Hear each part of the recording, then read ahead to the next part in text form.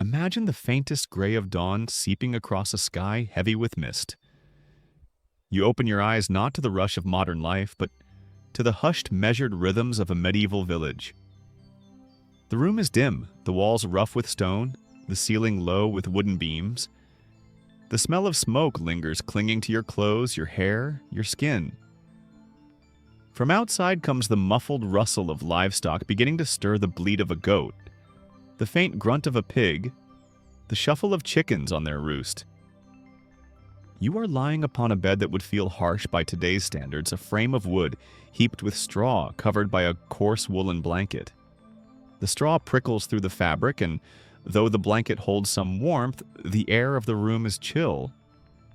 For a moment you pull the wool closer to your chin, listening to the faint drip of water outside the creak of timbers, the faint sigh of wind pressing against the shuttered window. This is not a room meant for solitude.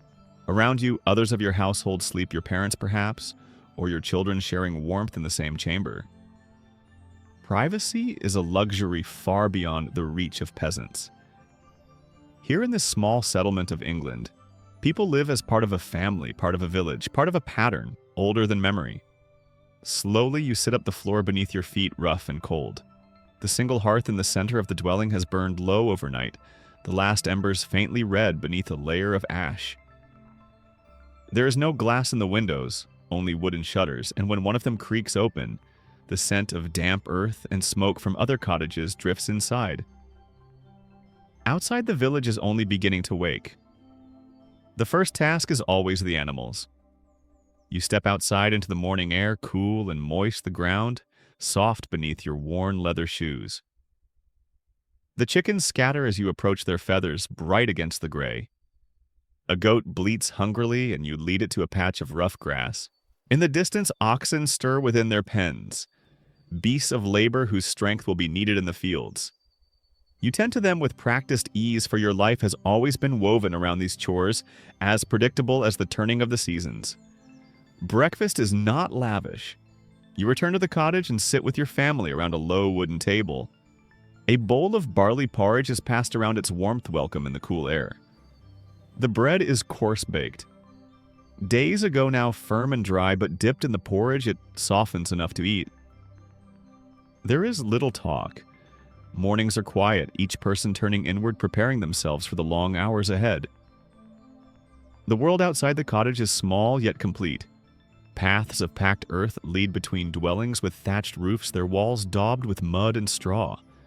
Smoke curls from chimneys as other families prepare their morning meals. Children chase each other across the yard, their laughter faint but bright before they too are called to tasks. The village is not large, perhaps a few dozen families, but it hums with life, bound together by necessity, tradition, and survival. The church bell tolls faintly from the nearby chapel, its sound carrying across the fields. It marks not only the time, but the order of life itself. You pause listening to its resonance. In this world, the sacred and the everyday are entwined. Work is worship, toil is duty, and both are bound within the cycle of faith. You cross yourself instinctively, a small gesture linking you to countless others across Christendom who do the same at this very moment. Outside the village, the fields stretch toward the horizon, heavy with the promise of labor. The soil is dark and damp, tilled by the wooden plow drawn by oxen. This land is not your own. It belongs to the Lord who holds dominion over the manor. Yet your survival depends upon its yield. Each furrow carved into the earth is both an offering and a necessity. Wheat, barley, rye, and oats. These are the lifeblood of the people. They sustain the village through the harshest winters and form the staple of every meal. As the sun climbs higher, the work begins in earnest. Men and women bend their backs to the plow, their hands callous, their movements steady and sure. Children scatter to collect firewood or fetch water from the well. Older villagers mend tools, weave cloth, or tend to smaller animals. There is no separation of labor by choice, only by need. Each person contributes what they can, and all are bound within the rhythm of survival. Though the work is hard, it carries with it a sense of belonging. The peasant's life is not one of leisure, but of deep connection to land, to family, to community. Each sunrise and sunset mark not only the passing of time, but the fulfillment of duty. To live in this village is to be part of something larger than oneself, a thread within the tapestry of generations. The day wears on. The sun filtered through clouds casts a soft light upon the fields. Sweat gathers on your brow as you guide the oxen, the wooden plow cutting deep into the soil. Birds circle overhead, their calls mingling with the sound of creaking leather harnesses and the steady murmur of voices across the fields. There is little need for words. Each knows their task and each performs it without question. When hunger stirs again, you pause for a midday meal, more bread, perhaps a slice of cheese if fortune allows, or a thin ale brewed from barley. The meal is quick, for the work must continue, but it restores just enough strength to face the afternoon. Hours pass in measured toil. At times, the thought of the future flickers through your mind, of winter storms, of poor harvests, of the Lord's demands. Yet such worries fade as your hands return to the plow, the soil yielding beneath your touch. The present moment is always the most pressing, and in that moment, there is no room for anything else. As the sun dips low once more, you gather your tools and lead the oxen back to their pen. The village exhales a collective sigh as the day's labor ends. Smoke rises again from chimneys and the smell of stew drifts through the lanes. You return to your cottage where the hearth is bright once more and the voices of your family fill the air. You eat together, sharing food and stories of the day. The stew is simple, a mixture of grains and vegetables, yet it warms you from within. Laughter comes more easily now, released from the weight of labor. Children curl against their parents' eyes, heavy with sleep. At last you lie down once again upon the straw bed, the coarse woolen blanket pulled close. The fire burns low, its glow casting shadows upon the stone walls. Outside, the sounds of the village fade into silence. You close your eyes knowing that tomorrow will bring the same cycle, the same duties, the same quiet rhythm of survival. And as sleep takes you, you become part of the endless procession of lives that have passed through this place, peasants and farmers, mothers and fathers, children who grew and labored and grew old within these same walls. The cycle turns and you rest within it, carried by its steady, timeless flow. The day stretches before you, long and unbroken, shaped by the demands of the earth itself. In the medieval village, life is tied to the rhythm of the seasons, each hour an echo of the same labor performed by countless generations before. To live here is to submit to the cycle of peasant work, a cycle as ancient as the soil under your feet. The sun climbs slowly above the horizon, casting pale light across fields damp with dew. You take in the sight of narrow strips of farmland laid out in long rows, each one shared by families of the village. These fields are worked not with the freedom of ownership, but under the obligations of the manor. The land belongs to the Lord, and though you may till it, the harvest is divided, some for your family, much for your Lord, and a portion for the church. Even so, each furrow plowed, each seed sown carries the weight of survival. Your day begins with the oxen. Heavy, deliberate creatures, they move slowly, their hides thick and their muscles patient. You guide them with firm hands and soft words, fastening the wooden yoke across their shoulders. The plow, crude by modern standards, is simple wood bound with iron, its blade barely cutting the soil. Yet it is enough. The oxen push forward hooves, sinking deep into the damp earth, while the plow tears open the ground in long, uneven lines. The soil is turned dark and rich in places, thin and rocky in others. You steady the plow as best you can, your body jolted with each stone or root. The labor is endless, step after step, row after row, but it must be done. Wheat, barley, rye, oats, these crops sustain the village. Without them, there would be no bread for winter, no porridge to fill the belly, no ale to soften the thirst. Others work beside you, scattered across the fields. Men and women alike bend to their tasks, their clothing patched and worn, their bodies marked by years of toil. Children help where they can, driving away birds that swoop down to steal seed, or carrying water from the well to thirsty laborers. The old and infirm remain near the cottages, mending tools, or tending the smallest animals. Every hand contributes, for in the medieval village there is no room for idleness. As the sun rises higher, sweat gathers upon your brow, dripping into the soil beneath. You pause only briefly, straightening your back, feeling the ache spread across your shoulders. Then you press on, for the day is long and the work unrelenting. In summer, the fields demand planting and weeding.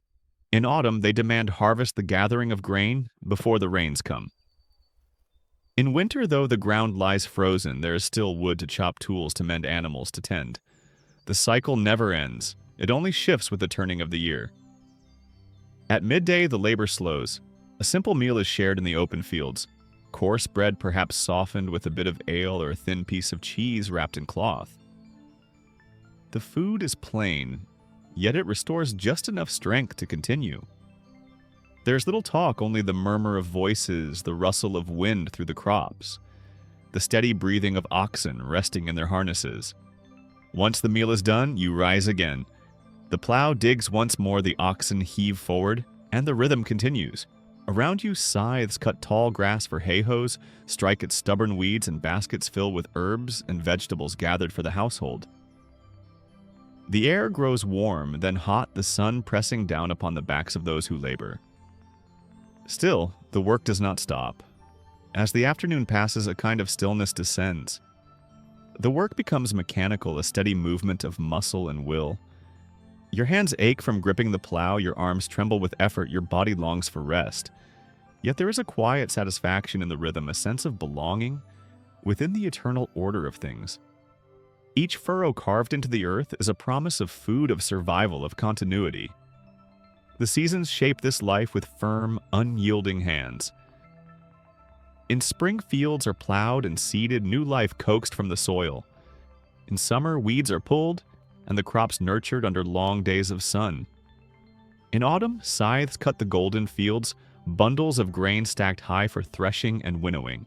And in winter, the land rests while villagers turn inward, surviving on what has been stored, waiting for the thaw to come again. Each year mirrors the last, each life bound by this eternal cycle. As the day draws toward evening, the fields begin to quiet. Tools are gathered, oxen led back to their pens. The horizon glows with fading light shadows, stretching long across the earth. You glance back at the rows you have plowed, uneven yet sufficient, and feel a weary pride. Tomorrow the work will continue. Next week, next month, next year, the cycle never ceases. You return to the village with the others, walking slowly along the packed earth paths. Around you, voices rise in tired conversation, laughter muted but real.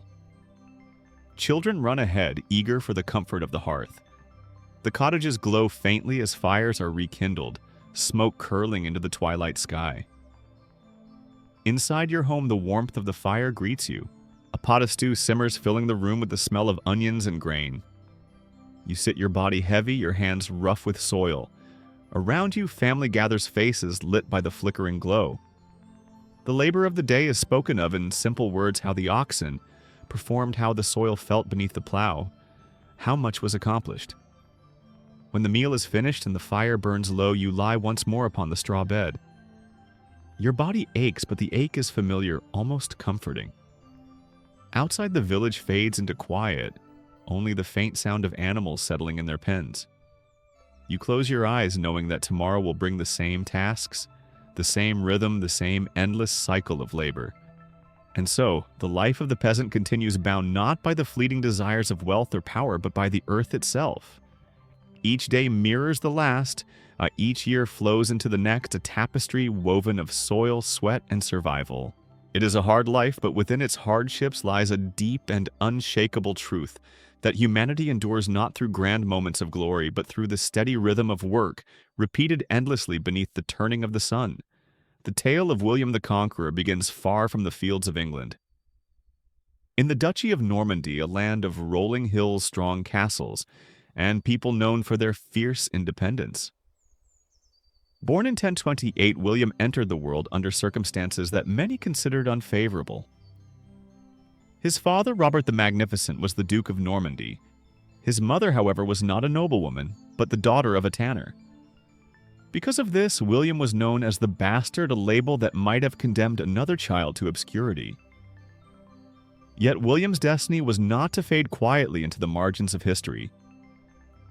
When his father died in 1035, William inherited the duchy at only 7 years old. A boy thrust into power in a world of ambitious men, he became the target of rival nobles who sought to seize control of Normandy for themselves. The years that followed were filled with violence and intrigue. Castles burned, alliances shifted, and assassins stalked the young duke. At times, William's survival seemed almost miraculous. But with each passing year, he learned the lessons of resilience and strategy that would shape his future. By his teenage years, William had grown into a determined leader. He built loyal friendships among knights and barons' men who admired his strength and his resolve. Slowly, through both diplomacy and battle, he consolidated his control over Normandy. His authority hardened like steel forged in fire. The once vulnerable boy became a formidable duke, feared and respected throughout France. It was not long before William's ambition turned outward. Across the English Channel lay a kingdom in turmoil. In 1066, Edward the Confessor, the childless king of England, died. The throne was contested by several claimants, each with their own supporters. Among them was Harold Godwinson, a powerful English noble who seized the crown with speed and determination. But William believed he too had a rightful claim. Edward had once promised him the throne, and Harold himself had sworn an oath of loyalty to William, an oath William now declared broken. With Normandy secure and his claim declared, William began preparations for invasion. The scale of his endeavor was immense. Ships were built, weapons forged, and soldiers gathered from across his duchy and beyond. Knights clad in mail archers with their bows, foot soldiers with their spears all assembled to answer his call. The channel, often a barrier, would become the path to his destiny. In September of 1066, William's fleet crossed to the shores of England. There at Hastings, he faced Harold Godwinson and his army. The battle that followed was fierce and unrelenting. For hours, the two sides clashed, the ring of steel echoing across the hillside. The English formed a shield wall, strong and stubborn, but William's forces pressed on. At one point, rumor spread that William had fallen and panic rippled through his ranks. But he threw back his helmet, showing his face, and cried out that he lived. His soldiers rallied, their spirits renewed. The turning point came when Harold was struck down, whether by arrow or blade. The sources do not agree. With their leader fallen, the English lines broke. William's victory was complete. The field of Hastings, strewn with the fallen, marked the beginning of a new chapter in English history. Crowned King of England on Christmas Day 1066. William became known forever as the Conqueror. Yet his rule was not one of ease. He faced rebellions from English nobles, threats from foreign powers, and the constant challenge of uniting two very different peoples, his Norman followers and the conquered Anglo-Saxons. He responded with a blend of harshness and pragmatism. Castles rose across the English landscape, symbols of his authority, and strongholds against resistance. Lands were seized from rebellious lords and granted to Norman allies, reshaping the social order of England. One of William's most enduring legacies was the Domesday Book, a vast survey of his kingdom completed in 1086. It recorded the land's resources and people of England in meticulous detail, a snapshot of medieval society preserved for all time. Through it, William ensured not only the efficient collection of taxes, but also a record of his power over every village and farm. Yet William was more than a warrior and administrator. He was a man of contrasts, ruthless in battle but pious in faith, stern in rule but devoted to his family. He strengthened the church in England, building monasteries and endowing cathedrals. At the same time, he bound the kingdom more tightly to the continent, fusing Norman vigor with Anglo-Saxon tradition. The England that emerged under his reign was not the same land that had existed before his conquest. It was a realm transformed, a foundation for centuries of monarchy and empire to follow. William's life ended in 1087 after a fall from his horse during a campaign in France. His death, like his life, was marked by both grandeur and strangeness. As his body lay in Rouen, nobles and clergy gathered to mourn. Yet, even in death, Complications arose. His corpse was said to be too large for the tomb prepared, and the burial was a troubled affair. Still, his legacy could not be contained. The world remembered him not as William the Bastard, but as William the Conqueror, the man who crossed the sea, seized a crown, and reshaped a kingdom. His story became legend told in tapestries and chronicles remembered in castles and cathedrals. And even now, nearly 1,000 years later, his name echoes in the history of England and Europe. As you close your eyes, imagine the sails of his fleet catching the wind, the clatter of hooves on the fields of Hastings, the solemn chant of coronation in Westminster Abbey. These sounds, these visions drift softly into the quiet of night. William's rise from uncertain beginnings to enduring fame is not only a tale of conquest, but also a reminder of the relentless flow of history. And so, as sleep takes hold, let the story of William the Conqueror settle gently in your mind. A story of ambition and struggle, of triumph and transformation. A story that, like the endless cycle of the medieval world, continues to echo through the ages, carrying you deeper into rest. The castle rises above the landscape, its stone towers reaching into the sky, its walls thick and unyielding. From a distance, it appears as a symbol of strength and permanence, a fortress standing watch over the surrounding fields and villages.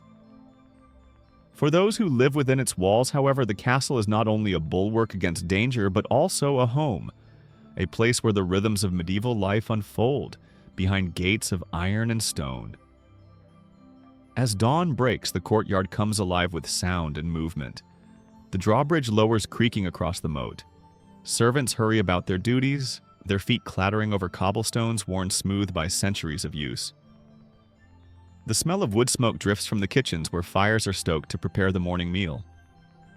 Above it all, the banners of the Lord flutter in the cool air, their colors bright against the gray walls. Life within the castle is ordered and layered, a reflection of the feudal society beyond its gates. At the center stands the Lord and his family, their private chambers located in the keep, the castle's most secure and imposing structure. Around them stretches a small world of retainer servants and soldiers, each with roles to play in sustaining both comfort and defense. The walls not only protect but also divide each stone, marking a hierarchy that is as rigid as the structure itself. The Great Hall is the heart of this world. Long and high-roofed, its walls hung with tapestries, it is where the household gathers to eat, to celebrate, and to hear judgments handed down. At the long table, the lord and lady sit in places of honor, while knights, squires, and visiting guests arrange themselves according to rank. The meals are plain or lavish depending on the season, but always they are accompanied by ceremony. The breaking of bread, the raising of cups, the murmur of voices beneath the vaulted roof. Beneath the hall lies the kitchen, a place of heat and labor. Here cooks and scullions work tirelessly, roasting meats on great spits, baking bread in clay ovens, and preparing stews thick with barley and herbs. The smell of food drifts upward, a constant reminder of the unseen toil that sustains the castle's splendor. Even the scraps and bones are carefully managed, fed to dogs, or thrown into middens where nothing is wasted. Beyond the keep, the garrison makes its presence known. Knights polish their armor until it gleams in the sun. Squires run drills with wooden swords, and guards patrol the parapets, their eyes scanning the horizon. The clang of weapons and the barked commands of captains mingle with the softer sounds of daily labor. The blacksmith's hammer ringing in the forge, the steady rhythm of the carpenter's saw. The castle is not only a home, but a place of constant readiness, for threats are never far from memory. For the women of the castle, life is filled with its own set of duties. The lady oversees the management of the household, ensuring that stores are full, servants diligent, and the estate properly maintained. She embroiders with her companions in quiet moments, the delicate threads forming patterns that will adorn clothing hangings or even altar cloths. Yet she is no mere ornament. In times when the lord is away at war, the lady may take command of the castle, directing its defense and holding authority over both soldiers and servants. Children, too, inhabit these walls, their laughter echoing in courtyards and chambers. Sons of noble birth are trained, early learning horsemanship, the handling of weapons, and the lessons of loyalty. Daughters are taught the skills of household management, piety, and the arts of music and embroidery. Their futures are often determined by alliances of marriage, the weaving together of noble families into a wider web of power.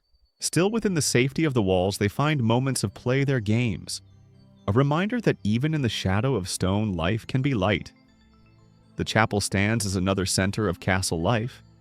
Each morning bells call the household to prayer. Candles flicker before images of saints' incense curls upward in thin threads of smoke, and the voice of the chaplain rises in solemn Latin. Here, faith and duty intertwine, for religion is not only personal but also political. The prayers of the household seek not only salvation, but also protection for the walls themselves, for the men who defend them, and for the Lord whose power rests upon both faith and force. At night, when the courtyard quiets and the torches are lit along the battlements, the castle takes on a different character. Shadows lengthen in the corners of the great hall, and the wind sighs through arrow slits. Servants finish their labors, knights retire to chambers, and only the watch remains awake, pacing along the walls. Within private rooms, the flicker of a hearth offers comfort against the chill, while outside the vastness of the medieval night presses close, filled with both silence and the faint rustle of unseen creatures. The castle is both haven and prison. Its walls keep danger at bay, yet they also confine. For those who live here, freedom is found only in small measures. A walk along the ramparts, a song sung in the hall, a story told by firelight. Yet there is also pride, for to dwell within the castle is to be part of something larger, a structure that embodies power, endurance, and order. Generations will come and go, but the castle remains. Its stones bear witness to laughter and mourning, to feasts and sieges, to the quiet labors of daily life. Each tower and chamber holds echoes of footsteps long past a tapestry, woven from the lives of those who once called these walls home. And so as you rest and imagine yourself within these walls, let the steady rhythm of castle life lull you into peace. The sounds of labor, the murmur of prayer, the crackle of the hearth all soften into the hush of sleep. Life within the castle is not only about strength and defense, but also about continuity, about the weaving together of countless small moments into the enduring story of the medieval world. In the medieval world, the church was more than a place of worship. It was the very framework through which people understood their lives, their duties, and their hopes for the world beyond. From the smallest village chapel to the grandest cathedral, the presence of the church was felt in every corner of society. It shaped not only the rhythm of the day, but also the rhythm of an entire lifetime. The day often began with the sound of bells. Their tolling carried across fields and valleys, summoning the faithful to prayer. In villages, peasants paused in their work, bowing their heads as priests offered blessings. In towns, merchants crossed themselves as they opened their stalls. And in castles, nobles entered chapels, kneeling before altars adorned with flickering candles and carved saints. The bells were reminders that life, no matter how filled with toil, was framed within the divine order. The local parish priest was the most familiar face of the church for most people.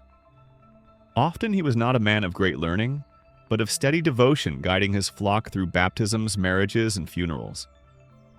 His words, spoken in Latin, may not have been fully understood, but the gestures and rituals carried deep meaning. Water poured at baptism, bread and wine, shared at Mass, the final prayers at burial. These sacraments marked the passages of life with sacred weight. Above the local parish stood larger institutions, monasteries, cathedrals, and the authority of bishops. Monasteries were centers of learning and charity. Within their cloisters, monks preserved manuscripts, tended gardens, and prayed unceasingly for the world. Cathedrals, towering and intricate, were more than buildings. They were symbols of heaven, made stone filled with stained glass that told stories to those who could not read. Bishops oversaw these domains, their authority both spiritual and political, their voices carrying influence even in the halls of kings. For nobles and peasants alike, the church provided a map of salvation. It taught that life was a journey from sin to grace, from birth to judgment, and that each act, whether humble or grand, carried eternal consequence. Pilgrimages were undertaken to holy sites where relics of saints offered comfort and healing. Festivals marked the seasons, blending joy with devotion. Christmas with its lights and feasts, Easter with its hymns of resurrection, Saints' days with processions through village streets. These moments broke the monotony of labor and gave shape to the year. But the church was more than ritual. It was also law and order. Its teachings reinforced the feudal bonds that structured society, reminding peasants to obey their lords and lords, to rule justly under God. Disobedience was not merely rebellion against man, but also against the divine will. In this way, the church acted as the glue that bound together the fragile framework of the medieval world. Its courts judged disputes, its decrees carried weight, and its leaders often rivaled kings in power. Still, the church was not immune to the weaknesses of human ambition. Wealth flowed into its coffers through tithes, donations, and the control of vast lands. Some abbots and bishops lived in luxury, their lives far from the simplicity preached by Christ. Whispers of corruption spread of indulgences sold of priests who neglected their vows, of leaders more concerned with politics than piety. Yet alongside these failings were figures of true devotion, saints who served the poor, reformers who sought purity, mystics who spoke of visions and divine love. For ordinary people, the church offered more than rules. It offered comfort in a world of uncertainty. Disease, famine, and war haunted daily life, yet the promise of heaven gave hope. Candles lit before altars were not merely offerings of wax, but prayers made visible. Confessions whispered to priests lifted the burden of guilt. The ringing of church bells at evening reassured the weary that, despite hardship, they were part of a larger story. The architecture itself reinforced this message. Stepping into a church, one entered a space set apart from the world. The air was cool and still filled with the smell of incense and the glow of colored light through stained glass. The high arches and vaulted ceilings drew the eyes upward, reminding the faithful of the heavens above. Here in stone and silence, one felt the nearness of God. The church also connected people beyond their villages. Pilgrims set out on long journeys across Europe, their footsteps carrying them to Santiago de Compostela, Canterbury, or Rome. These journeys were acts of devotion, but also adventures exposing travelers to new lands, faces, and stories. Through them, the church bound together far-flung communities into a single faith that stretched across kingdoms and languages. Even in moments of conflict, the church remained central. It called for crusades, sending knights and peasants alike to distant battlefields in the name of Christendom. It mediated between kings, crowned emperors, and excommunicated those who defied its authority. Whether in blessing or in punishment, the church's hand was ever present, shaping the destiny of nations as surely as it shaped the lives of villagers. As night descended on medieval towns and villages, the church remained a constant presence. Candles glowed in chapels, monks sang psalms behind monastery walls, and prayers were whispered before sleep.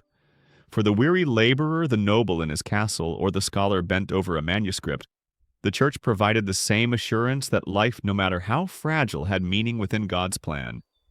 And so, as you let your eyes close and your breathing soften, imagine the bells of a distant church calling across the fields.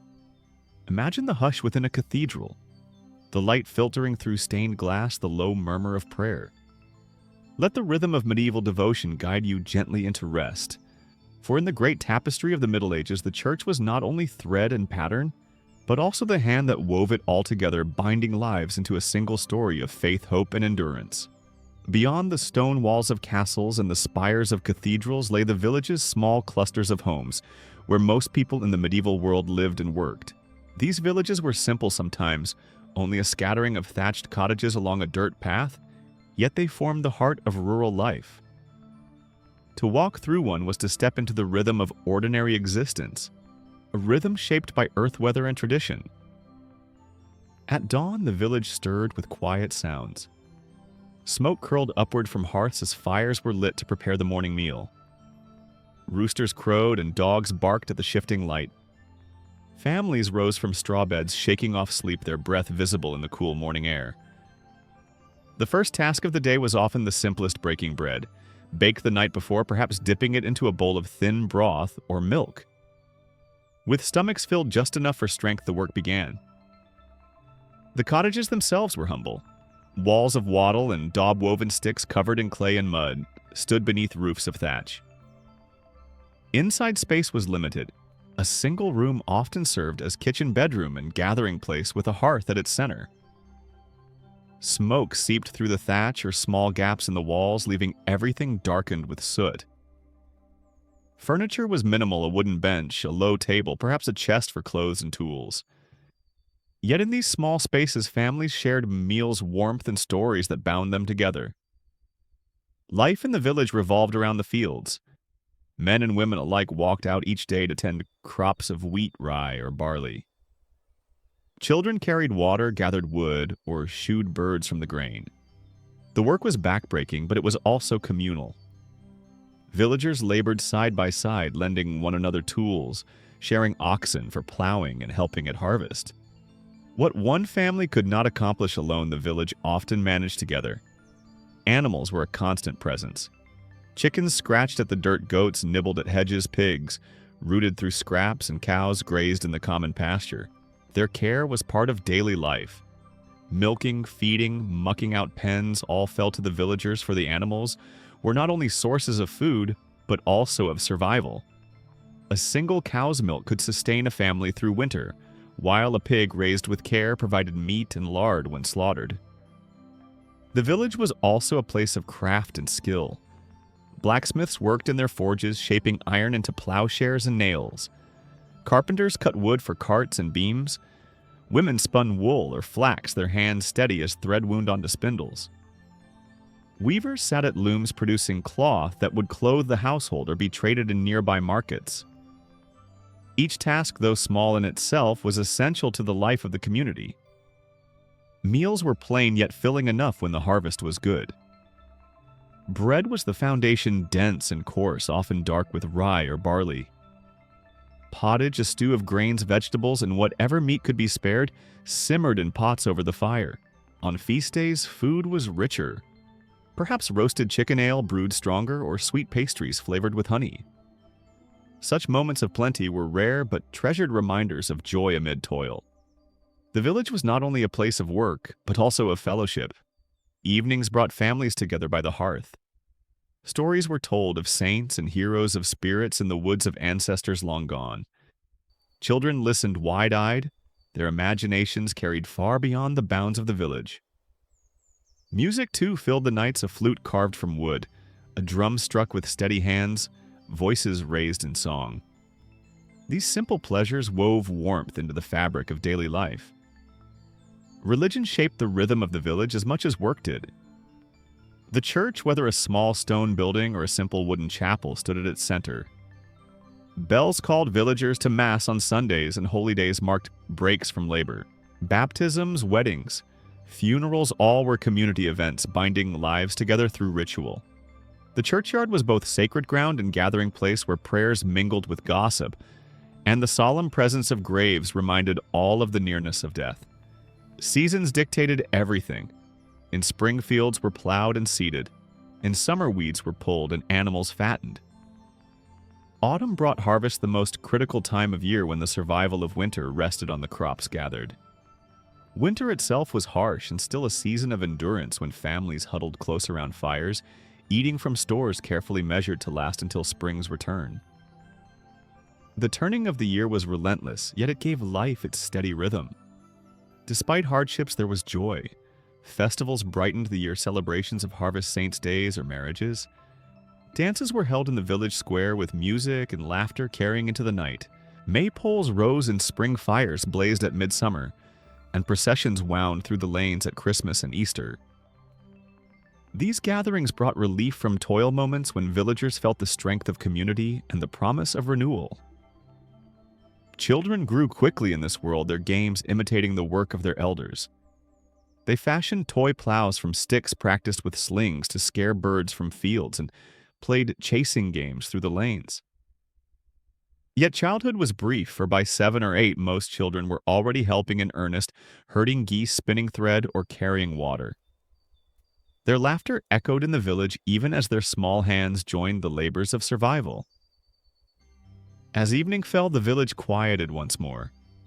Cows were brought in fires, banked doors barred against the night. Families gathered for their final meal of the day, often little more than bread dipped in broth. Afterward, prayers were whispered, asking for protection through the darkness.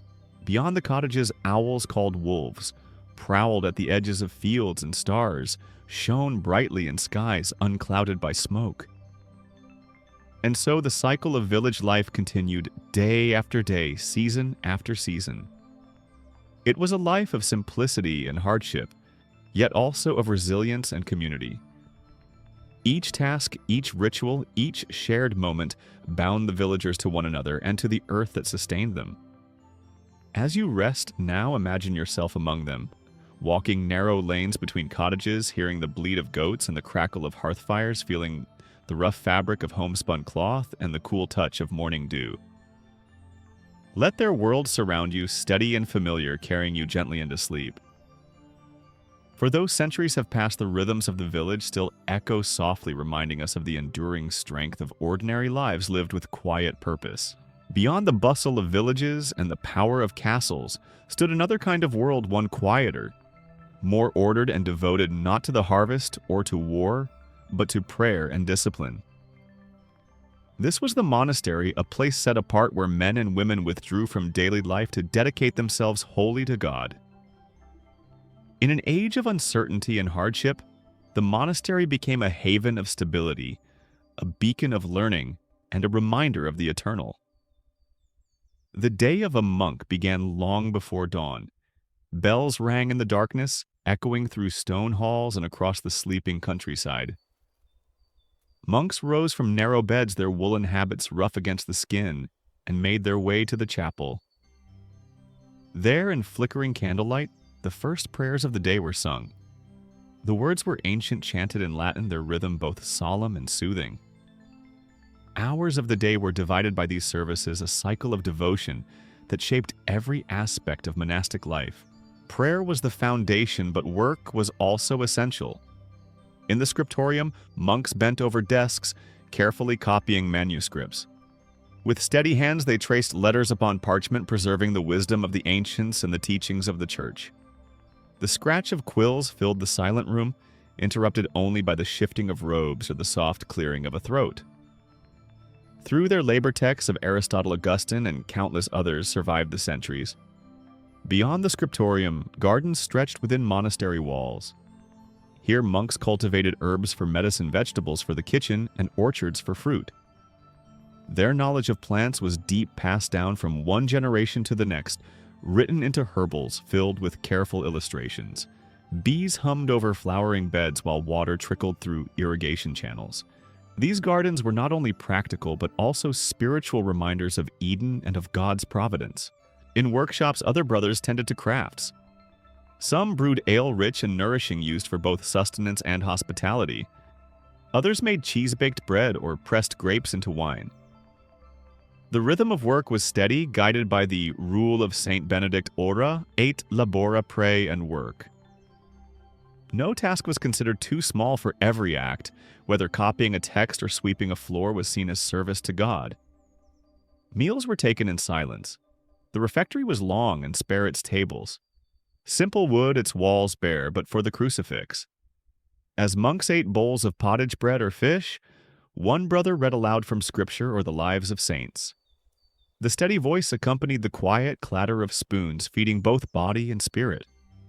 Fasting was common, a reminder of discipline, of subduing the desires of the flesh in pursuit of higher truths. Not all monasteries were the same. The Benedictines emphasized stability, a balance of prayer, study, and labor. The Carthusians sought silence and solitude, each monk living alone in a small cell, meeting others only rarely. The Franciscans and Dominicans, though not confined to cloisters, carried the spirit of monasticism into the wider world, preaching to towns and serving the poor. Each order sought God in its own way, yet all shared the same longing to live lives directed toward the eternal. For those outside monastery walls, these institutions were places of refuge and learning. Pilgrims sought hospitality at their gates. The sick and hungry were fed from monastic stores. Children of noble families were educated within learning Latin scripture, and sometimes the arts of administration. The monastery was not isolated from the world. Rather, it served as a bridge between heaven and earth, between the life of toil and the hope of salvation. Yet even here, human frailty appeared. Ambition could creep into cloisters as easily as into courts. Abbots sometimes sought wealth and power, competing with nobles for influence. Monasteries grew rich through donations of land, their fields worked by peasants while monks enjoyed the fruits. Voices of reform rose, often calling the cloistered back to humility and simplicity. Still, the monastery endured, adapting, reshaping, yet always holding fast to its central purpose. At sunset, as bells tolled again, the cycle of prayer continued. Vespers filled the chapel with low voices chanting psalms, candles casting long shadows upon stone. The air grew cool, the world outside quieted, but within the monastery walls the rhythm of devotion remained steady. Night came, but even then sleep was brief. Before dawn the bells rang once more, calling monks to matins to rise again and sing praises while the rest of the world slumbered.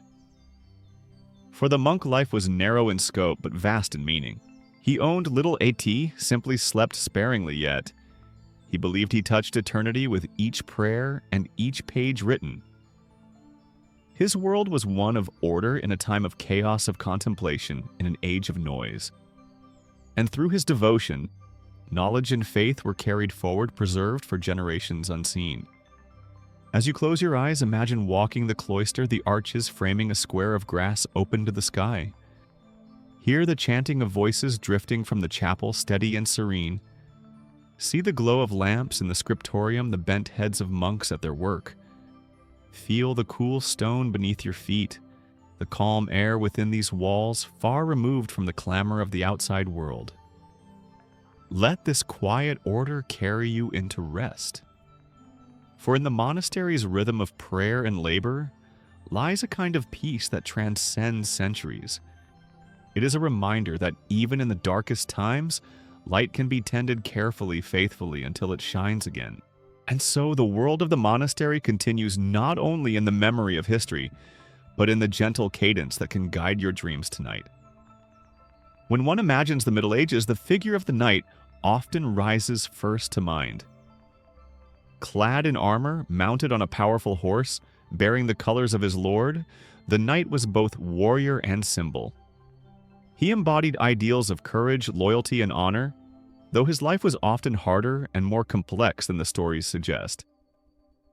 To drift into his world is to step into a realm of duty and discipline, of pageantry and peril, where the code of chivalry shaped not only battles but also the patterns of daily life. The path to knighthood began in childhood. At the age of 7, a boy of noble birth was sent from his family's home to the household of another lord. There he served as a page, learning manners, reading holy texts, and tending to the needs of knights. He carried messages, polished armor, and accompanied his masters on hunts. His eyes watched every gesture, every ritual, absorbing the expectations of his station. These years were filled with lessons not only of service but also of humility, a reminder that honor was earned through obedience and discipline. By 14, the page became a squire. His duties grew heavier. He learned to handle weapons, sword, lance, and shield, under the guidance of seasoned knights. He cared for horses, strong and restless creatures that required steady hands. On the battlefield, he followed his master closely, tending wounds, fetching arms, and watching as knights fought with both fury and precision. Each encounter was a lesson written not in books but in blood and steel. At 21, if proven worthy, the squire was made a knight. The ceremony was solemn, beginning with a night of vigil. Dressed in a simple white robe, the young man knelt in a chapel, praying until dawn. At sunrise, he bathed, a symbol of purification, and donned a red tunic for the blood he might shed, a black hose for death, and a white belt for purity. Before witnesses, he pledged loyalty to God his Lord and the ideals of knighthood. A sword was belted at his side, a blow was struck upon his shoulder, the accolade, and he rose as a knight bound to a life of service. The knight's primary duty was to his lord. He defended castles, rode in campaigns, and fought in wars. Battles were brutal, filled with mud chaos and the cries of men and horses. Yet within this violence, the knight was expected to uphold honor, to keep his word, to protect the weak, to show mercy when possible. These ideals, collected under the name of chivalry, gave structure to the warrior's life, though reality often fell short of the promise. Tournaments offered another stage for knighthood. In great fields marked by pavilions, knights met in contests of skill. The joust with lances shattering upon shields thrilled crowds and tested courage. The melee, a mock battle of dozens of knights, was both dangerous and exhilarating. Victories brought not only honor but also prizes, sometimes even ransom for captured opponents. These spectacles were as much about display as about practice, reinforcing the knight's place in society. Yet knighthood was not only about war and tournaments. The code of chivalry extended to courtly love, a tradition that shaped the relations between knights and noble ladies. Songs of poets and troubadours told of devotion, loyalty, and service. Knights pledged themselves to women not as property, but as ideals of grace and virtue. Whether such love was lived or only sung is difficult to know, but the poetry softened the image of the knight, making him not only warrior, but also servant of beauty. Still, the life of a knight was far from romantic ease. Armor was heavy weapons, costly horses, expensive to maintain. Many lesser knights lived modestly, serving wealthier lords in hopes of advancement. Campaigns dragged them far from home, exposing them to hunger, injury, and death.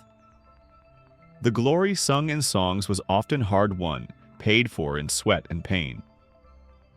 As the centuries passed, the role of knights began to change. New weapons, the longbow, the crossbow, and eventually gunpowder, reduced the power of heavy cavalry. Feudal bonds loosened, and knights sometimes turned to mercenary service, offering their swords to whoever could pay. Yet the ideal of knighthood, the vision of honor and loyalty, endured. Even when armor grew obsolete, the stories of knights continued to inspire. To imagine their world is to hear the clatter of hooves across a courtyard, the clang of steel in a tourney field, the solemn hush of vigil in a chapel. It is to picture banners snapping in the windshields, gleaming in sunlight, and voices raised in oath. The knight was more than a soldier. He was a symbol of a society bound by duty, faith, and hierarchy. As you settle into rest, let the image of a knight guide your dreams. See him ride beneath the walls of a castle, his armor catching the glow of sunset. Hear the rhythm of hooves, the steady breath of his horse, the murmur of prayers whispered before battle. Feel the weight of his sword, the press of his vow, the quiet strength of a life lived in service. For though centuries have passed, the ideals of knighthood remain. They remind us of courage in the face of fear, of loyalty in times of trial, of honor that outlasts even death. And so, as sleep enfolds you, let the world of knighthood and chivalry carry you gently into dreams, a story of strength and service woven into the great tapestry of the Middle Ages. Within the stone walls of castles and manor houses, the noble lady lived a life both privileged and constrained. She was surrounded by comforts rare in the medieval world. Fine fabrics, trained servants, abundant food. Yet her life was shaped by duty, expectation, and the delicate balance of power within a feudal society. To step into her world is to glimpse a life where grace and responsibility intertwined, where influence was subtle but profound, and where every action echoed with the weight of family and lineage. From childhood, a noble girl's life was shaped by preparation. Raised in the hall of her parents or fostered in another noble household, she learned the arts expected of her station. She practiced embroidery, her fingers guiding colored threads into patterns of flowers, saints, and heraldic symbols. She learned music, perhaps the harp, or the lute, her soft notes filling the chambers of the hall. She was taught to manage a household, to oversee servants, to store provisions, and to administer estates in her husband's absence. Reading and writing were rare skills, but piety was essential. She was taught prayers, hymns, and the stories of saints, for devotion was the foundation of noble life. Marriage came early, often in the teenage years, arranged not for love but for alliance. Through marriage, families secured land peace or military support. The wedding was both contract and ceremony, binding two households together. The noble lady carried with her a dowry, lands, wealth, or goods that strengthened her new husband's holdings. In return, she gained status as the mistress of his household, a role of authority and responsibility. Within the castle, her duties were many. She supervised the kitchens, ensuring food was stored and distributed wisely. She oversaw weaving rooms where women spun wool and flax, creating cloth for clothing and furnishings. She managed servants, directed repairs, and kept accounts of supplies. The smooth running of the household rested upon her skill. In times of her husband's absence, whether on campaign or in service to his lord, she might even oversee the defense of the castle, directing guards and ensuring loyalty among retainers. Her influence extended beyond domestic affairs. The noble lady was often a patron of the arts, supporting poets, troubadours, and painters. Songs of courtly love, those tales of devotion and longing, often flourished under her encouragement. She presided over feasts and celebrations, her presence lending grace and dignity to the occasion. Visitors from wandering minstrels to high-ranking lords found in her not only hospitality but also the representation of her family's honor. Motherhood was central to her life, though it was shadowed by risk. Childbirth carried great danger, and many noblewomen died young. Those who survived bore children who were the future of the family line. Sons were raised to become knights or lords' daughters, prepared for marriages of their own. The noble lady guided their upbringing, teaching courtesy, piety, and the traditions of their lineage. Her children were not only beloved, but also the living bonds of alliances that tied families together. Her piety shaped her daily rhythm. Chapels within castles were filled with her prayers, whispered in the early morning or sung at vespers. She gave alms to the poor, supported monasteries, and commissioned works of devotion, embroidered altar cloths, illuminated psalters, or even small chapels built near her estate. The noble lady was seen as an example of Christian virtue, her conduct reflecting upon her household. Yet her life was not without its restrictions. She moved within boundaries set by family and society. Her marriage was not her choice, her wealth bound to her husband's control. Even her daily activities were shaped by expectation to be gracious, obedient, and above all fruitful in producing heirs. Still within these limits, she found ways to exercise influence. Her words in counsel, her choices in patronage, her example in piety, these shaped not only her household but also the wider community. There were noble ladies who rose above even these boundaries. Some, like Eleanor of Aquitaine, wielded power in politics, led armies, and influenced kings. But even those whose names are lost to history carried authority in quieter ways. They sustained their households, nurtured their children, supported the church, and upheld the delicate fabric of society. The daily life of the noble lady was filled with both routine and ceremony. Mornings began with prayer, followed by the ordering of servants. Afternoons might bring embroidery music or the instruction of children. Evenings were for feasts where she presided at her husband's side, listening to news of battles and hunts, or perhaps enjoying the songs of troubadours by firelight. Her day ended with more prayers whispered before the crucifix in her chamber as the castle settled into night. As you rest now, imagine her world. The hush of a castle. Chapel, the soft scrape of a needle through cloth, the sound of lute strings plucked in a quiet chamber. See her walking through the halls, her gown trailing softly over stone floors, her presence calm, yet commanding. Hear her voice steady and measured as she gives orders to servants or speaks words of comfort to her children. Let her story lull you into sleep, for the life of the noble lady, though bound by duty, was also filled with quiet strength. She was the keeper of her household, the guide of her family, the unseen hand that sustained the rhythm of noble life. In her prayers, her labors, and her endurance, she left her mark upon the medieval world, woven into its tapestry as surely as any knight or king.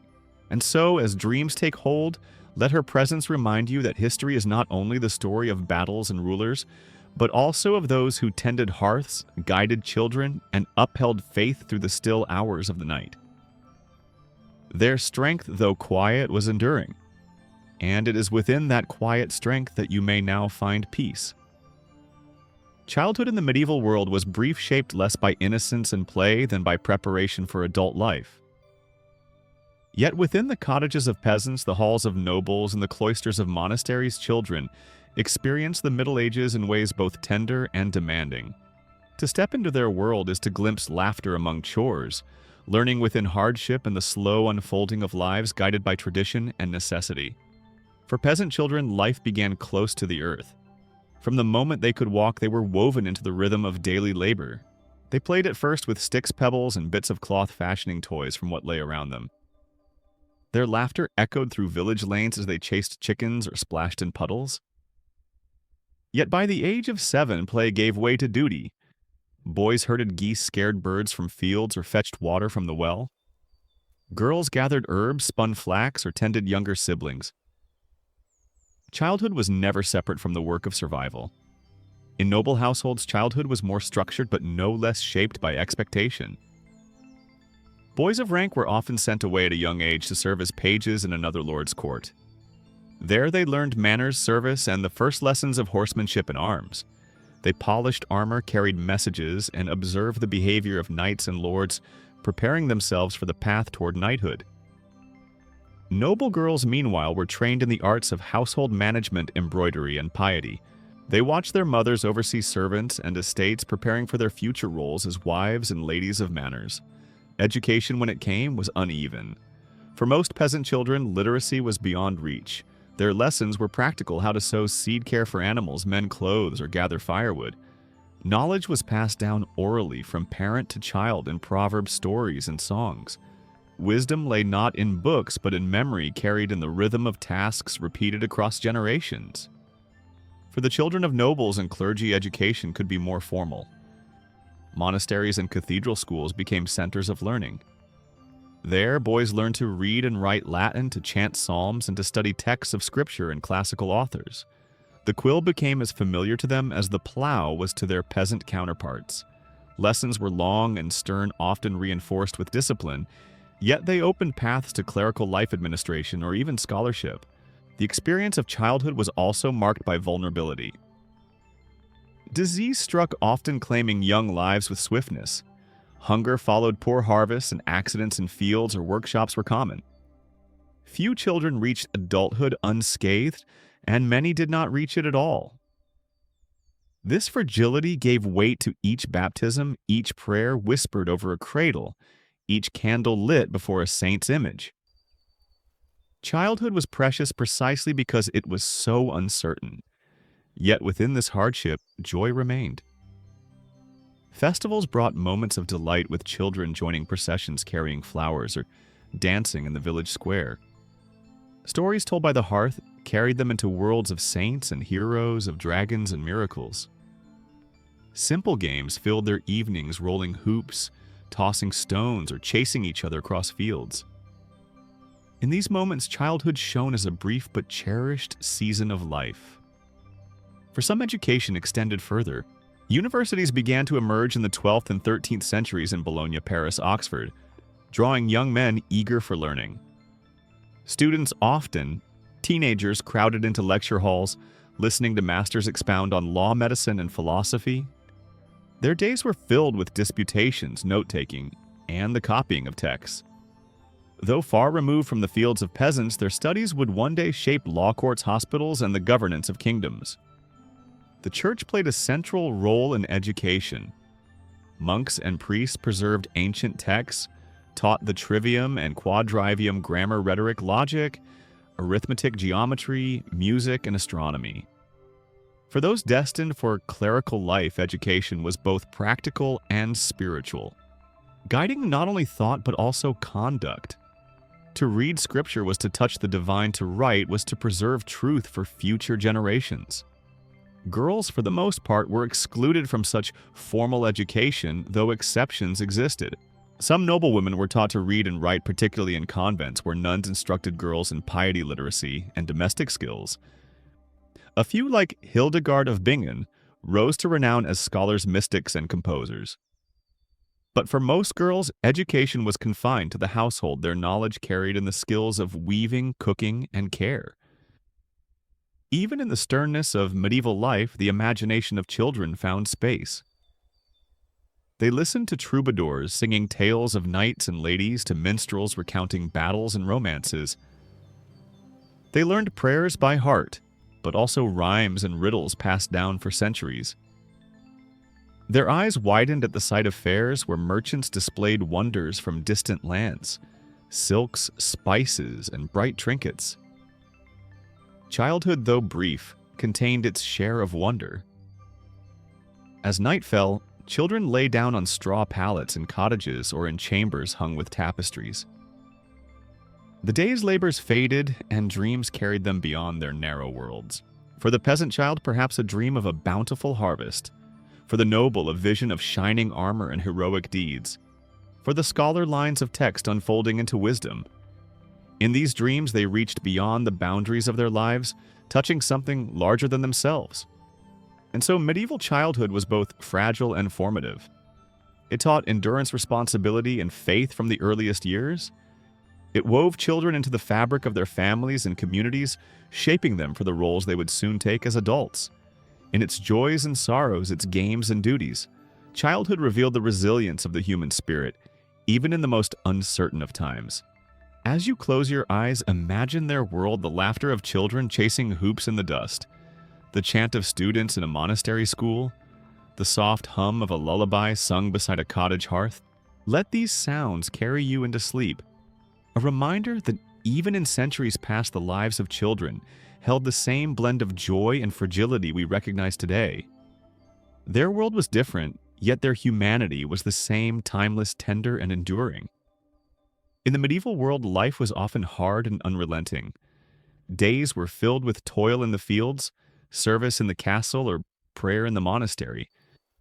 Yet amid this rhythm of labor and devotion, there came moments of release, times when the ordinary was set aside and the extraordinary entered. These were the feasts and festivals occasions that punctuated the year with joy, color, and community. They were moments when hunger gave way to plenty, when solemnity gave way to laughter, and when the weight of hardship was lifted, if only for a day. The calendar of the medieval year was shaped not by months as much as by the cycle of the church. Holy days or holidays marked the seasons with meaning. Christmas and Easter stood as the great feasts filled with rituals of light and resurrection. Saints' days dotted the months, each bringing its own processions and prayers. Pentecost. All Saints' Day and the feasts of local patrons gave rhythm to village life. In these moments, time itself felt sacred, sanctified by celebration. Christmas was one of the brightest of these feasts. In villages, evergreen branches were hung in homes as symbols of life in the midst of winter. Candles glowed in chapels, their light chasing away the longest nights of the year. Families gathered for meals richer than usual, perhaps a goose-seasoned bread, or sweet pastries if fortune allowed. Carols were sung, their melodies simple but filled with joy. For a brief span, hunger and cold were softened by the warmth of fellowship. Easter, too, was celebrated with vigor.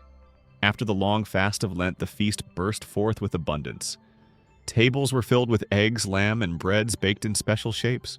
Processions wound through towns and villages, crosses, raised high banners, unfurled hymns rising into the spring air. The resurrection was not only a story retold, but a hope felt deeply, the promise that death itself was not the end. Beyond the great feast of the church lay the festivals of the seasons. May Day welcomed spring with flowers and dances around the maypole. Villagers wove garlands, sang songs, and crowned a May Queen, symbol of youth and renewal. At midsummer, bonfires blazed upon hilltops, their flames leaping into the night sky. People danced around them, leaping through sparks in hopes of health and good fortune. The turning of the year was marked not only by toil in the fields, but also by these rituals of joy and fire. Harvest festivals were especially important, for they marked the moment when survival through winter was secured. After weeks of cutting, binding, and threshing grain, the village came together to celebrate. Loaves of bread baked from the first new flour were offered in thanksgiving. Ale flowed, music played, and the community feasted under the open sky. The hardships of the season were forgotten for a while, replaced by gratitude and relief. Feasting itself was a language of abundance. In noble halls, banquets were grand displays of wealth and power. Long tables groaned beneath roasted meats, spiced pies, and sugared fruits. Minstrels played, jugglers entertained, and servants hurried to and fro, carrying trenchers and goblets. The Lord presided over it, all his generosity on display, his guests reminded of his strength. These feasts were not merely meals, but statements binding lords and vassals together through shared table and spectacle. In villages, feasts were simpler, but no less joyous. A pig might be slaughtered, its meat shared among families. Ale brewed for the occasion was passed around in cups, laughter flowing as freely as the drink. Songs rose into the night, sometimes bawdy, sometimes reverent, always reflecting the life of the people. The fire's glow lit faces weathered by toil but softened in merriment. For one night hunger was forgotten and the bonds of community were renewed. Fairs brought another kind of festivity. Held in towns or near monasteries, they drew merchants, entertainers, and pilgrims from far and wide. Stalls overflowed with goods cloth dyed in bright colors. Spices from distant lands, trinkets of metal and glass. Jugglers, dancers, and storytellers filled the air with music and laughter. Children darted among the crowds, their eyes wide with wonder. For peasants accustomed to the narrow horizons of the village, the fair was a glimpse of a wider world. Festivals were also moments of inversion when ordinary rules were set aside. During carnival, masks were worn, roles reversed, and the boundaries of rank loosened. The fool might play the king, and laughter rang out as the world turned upside down for a brief time. These moments of release were vital, for they allowed tensions to ease, grievances to be forgotten, and joy to surface in a society often bound by strict hierarchy. Yet even in celebration, the sacred was never far. Processions carried relics through village streets, prayers were offered before feasts began, and blessings were spoken over fires and fields. The line between the holy and the joyful blurred, each reinforcing the other. To eat, to dance, to sing, these were not merely earthly pleasures, but glimpses of divine abundance. As evening deepened during these festivals, torches were lit, music swelled, and dances spiraled into the night. The sound of drums, the strum of lutes, the stamping of feet on packed earth, all wove together into a rhythm older than memory. The stars above bore silent witness as laughter echoed across fields and courtyards. And when at last the fires burned low and the music faded, villagers and nobles alike returned to their beds with bellies full and spirits lifted.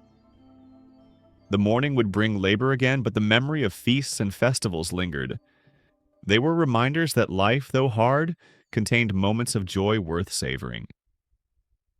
As you close your eyes, now imagine yourself among them. The warmth of a bonfire at midsummer, the scent of roasted meat at a harvest feast, the sound of carols drifting through a snow-covered village. Let these images settle gently, carrying you into rest. For just as in the Middle Ages, so too in your own life, the rhythm of toil is softened by moments of celebration. Feasts and festivals remind us that joy, like bread and ale, is a necessity nourishment for the soul as much as for the body. When we picture the medieval world, we often imagine quiet villages and lonely castles. Yet scattered across the landscape, there were times when these still places came alive with bustling energy. This happened during markets and fairs, when the ordinary pace of life gave way to color noise and the mingling of people from near and far. These gatherings were lifelines of trade, sources of entertainment, and windows into a world much wider than most peasants ever knew. Markets were the smaller, more frequent occasions. Weekly or bi-weekly, they took place in village squares or along open stretches of road. Farmers brought surplus grain, vegetables, and eggs. Shepherds offered wool, cheese, or hides. Craftsmen displayed simple wares, wooden bowls, iron nails, or coarse cloth. The market was as much about barter as coin. A woman might exchange a basket of onions for a length of thread, or a peasant might trade firewood for a small pot. For many, these markets were also social events. Neighbors met, news traveled, and stories spread faster than the goods themselves. A wandering minstrel might strum a lute for a few coins. Children tugged at their mothers' skirts, drawn by the smell of roasted chestnuts, or the bright ribbons tied to a merchant's stall. The air carried a mix of smells, fresh straw-spiced meats, smoke from cooking fires, and the sharper tang of livestock penned nearby. Fairs, however, were larger and rarer. Often tied to a saint's feast day or chartered by a king, They drew merchants from across regions, sometimes even from across the seas. A fair could last days or weeks, transforming a sleepy town into a bustling hub. Broad tents and wooden stalls lined the streets, and banners fluttered in the breeze. The sound of traders calling out their wares mingled with the laughter of jugglers and the clang of blacksmiths hammering portable wares. Here the goods were unlike anything villagers saw in their daily lives. Spices from the east, cinnamon, pepper, saffron, were measured out carefully, their value higher than gold. Silks and fine linens shimmered in the sunlight, their colors far richer than the coarse wool worn at home. Traders from Italy or Flanders displayed fine glassware, jewelry, and tapestries. For those who had only known earthen pots and rough tools, these items seemed touched by magic. The fair was also a meeting ground of cultures. Merchants spoke in different tongues, their accents mingling in the air. Coins from distant lands passed from hand to hand. Pilgrims bound for shrines rubbed shoulders with knights returning from campaigns, while peasants stood wide-eyed at the sight of foreign dress and manners. In an age when most people never traveled more than a few miles from home, the fair brought the wide world to their doorstep. Entertainment was woven into these gatherings. Troupes of actors performed morality plays or comic tales. Acrobats tumbled, jesters capered, and bear-baiting sometimes drew rougher crowds. Music filled the air, bagpipes, fiddles, drums, each note mingling with the noise of bargaining and laughter. Children darted through the crowds chasing after brightly painted toys or trying their hand at simple games of chance. Food was a central part of these occasions. Roast meats turned slowly on spits, dripping fat onto the fire below. Meat pies flavored with pepper or cloves were sold hot to those who could pay.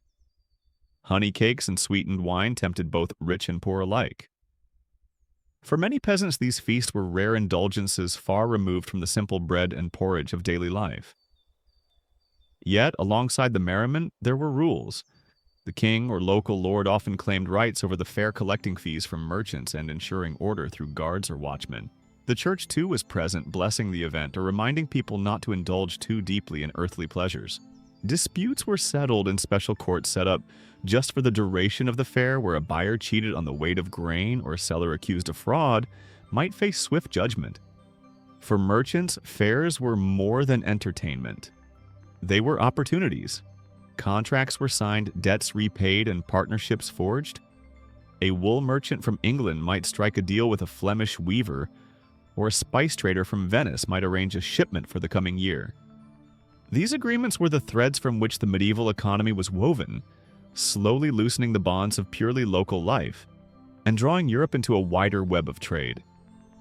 Still, for the ordinary peasant, the fair was more dream than commerce. Few had coin to spare for silks or spices, but to wander among the stalls, to smell the perfumes, to hear the foreign tongues, it was enough to broaden the imagination. The fair whispered of a world larger than the fields and cottages of home, a world of possibility and mystery. As the sun sank at the close of a fair day, torches and lanterns lit the streets. Music swelled and the last deals were struck in the glow of firelight. Jugglers made their final shows, merchants secured their goods, and villagers began their walk home. Some carried small treasures, a ribbon, a trinket, a sweet treat for the children. Others carried only memories, the memory of color, sound, and abundance that would linger through long months of toil. In the stillness of night, the fairgrounds grew quiet again. The stalls were packed away, the animals led off, the fires doused, but the echo of laughter, the scent of spices, and the shimmer of silks lingered in the imagination. For those who had witnessed it, the fair was a reminder that life, though rooted in the familiar, was part of a greater tapestry, stretching far beyond the village gates. As you drift into sleep, imagine yourself walking through such a fair. Feel the rough cobblestones beneath your feet. Hear the murmur of voices blending into a song of many lands. Taste the sweetness of honey cakes. See the flash of crimson cloth in the sun. Let these images carry you gently like a traveler moving through time. The fair is gone, the night is quiet, but its spirit remains a reminder that even in the medieval world, with its hardships and narrow horizons, there were moments of wonder that expanded hearts and minds. And so, like the villagers returning home after the fair, you too can rest now. Carry the memories of its sights and sounds into your dreams and let them soothe you into slumber. For markets and fairs were more than trade, they were the heartbeat of the medieval world, a rhythm of gathering, sharing, and imagining that echoes even today. When the sun dipped below the horizon in the medieval world, the familiar order of the day slowly dissolved. Fields fell silent. Workshops closed their shutters, and villages were cloaked in the deepening dusk. With the coming of night, a different realm seemed to awaken, one where the boundaries between the earthly and the unseen grew thin. For the people of that age, nightfall was not simply darkness, it was a time of mystery, reverence, and fear. The medieval mind viewed the world as a tapestry woven with both natural and supernatural threads. Daylight revealed the order of creation, the tilled soil, the church spire, the busy market square. Night, however, hinted at what lay beyond sight. It was whispered that during the hours of deepest sleep, angels walked the earth, saints interceded for the faithful, and miracles quietly unfolded. Dreams themselves were thought to carry meaning, sometimes seen as divine messages sent to guide or to warn. But alongside these hopeful beliefs came darker imaginings. Ghosts were said to wander in the quiet hours, the restless souls of those denied proper burial or penance. Demons, too, were feared, lurking in shadows, tempting the unwary, or slipping into dreams with whispers of despair. Stories told of witches who gathered in hidden groves under the moon, practicing forbidden rites and calling upon powers that defied the church. In the hush of night, when the wind rattled shutters or the cry of an owl pierced the stillness, many hearts quickened with unease. The church offered both comfort and protection against these unseen threats. Candles were lit at home, blessed on holy days to ward off spirits. Crosses were carved into doorframes, prayers whispered before sleep. In monasteries, monks rose even at midnight to chant the divine office, filling the darkness with sacred song. Their voices echoed in the stone chapels, a steady rhythm of faith that pushed back the fear of night. For villagers nearby, knowing that prayers continued while they slept was a comfort, a reminder that light still shone in the unseen world. Yet night was not only feared, it was also cherished. It was the time when families gathered close around the hearth. Stories were told, legends of saints, tales of heroes, warnings of spirits. The crackle of fire and the murmur of voices softened the weight of the day. Children drifted to sleep as grandmothers wove together lessons with fables, blending the sacred and the strange into a single tapestry of wisdom. For travelers, however, night was perilous. Roads were treacherous in darkness, and inns were sought quickly before gates closed. To be caught on a lonely path after sundown meant facing both natural and imagined dangers. Wolves prowled the forest, bandits waited in shadows, and the mind conjured shapes where only trees stood. To survive a night's journey was no small feat, and those who did so spoke of it with a kind of reverence, as though they had crossed into another realm and returned. The cycle of sleep itself carried deep meaning. Sleep was seen as a nightly death. The body stilled the soul, wandering in realms beyond. Waking was its resurrection, a daily reminder of the promise of eternal life. To close one's eyes was to surrender to mystery, to trust that dawn would come. This trust was underlined with prayers, for no one knew whether they would wake again. To sleep was an act of both necessity and faith. Some nights were believed to hold special power. On Christmas Eve, it was said that animals in barns knelt at midnight in honor of the Christ child. On All Hallows' Eve, the dead were thought to draw near their presence felt in the rustle of autumn leaves.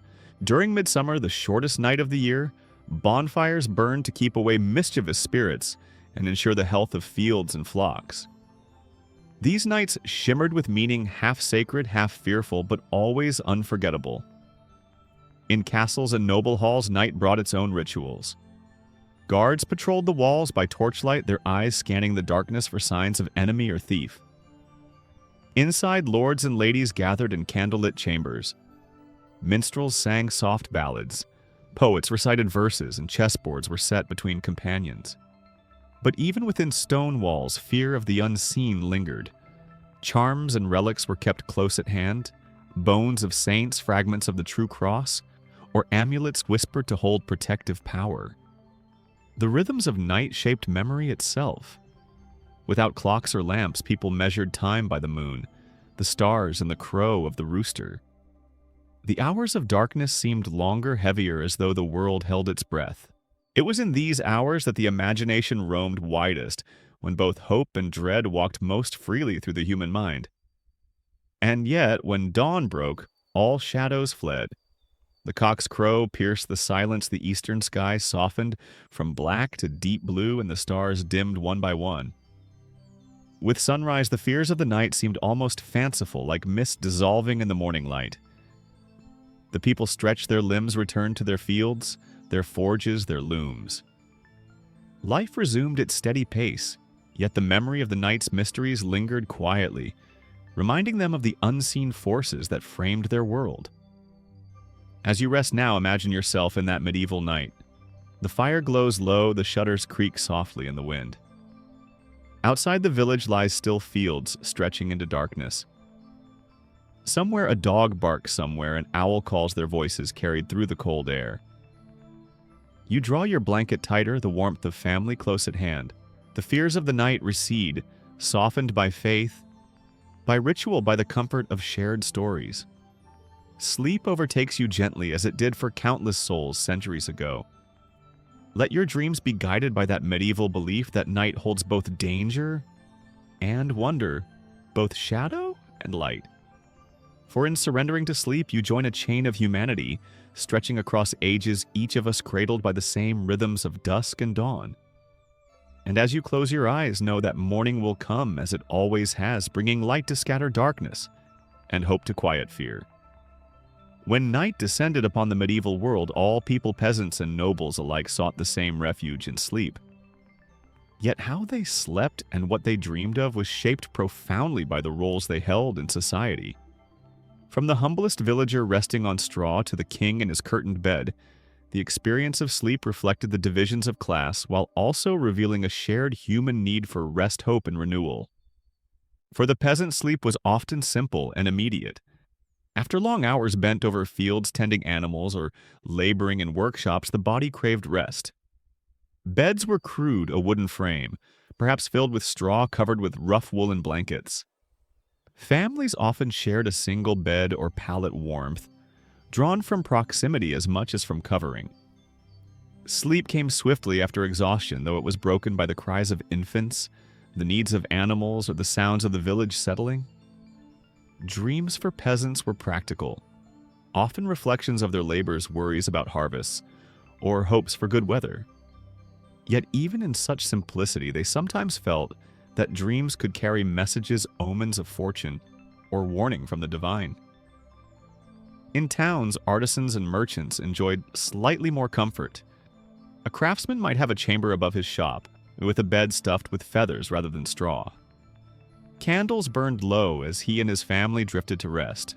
His dreams might be filled with images of trade, of bustling markets, or of debts repaid and profits gained. Merchants in particular, who traveled to fairs and distant ports, carried into their sleep visions of exotic goods, silks shimmering in lamplight, spices carried across seas, coins clinking in their hands. For them, dreams could reflect both ambition and anxiety, the two companions of enterprise. The clergy experienced sleep within a framework of devotion.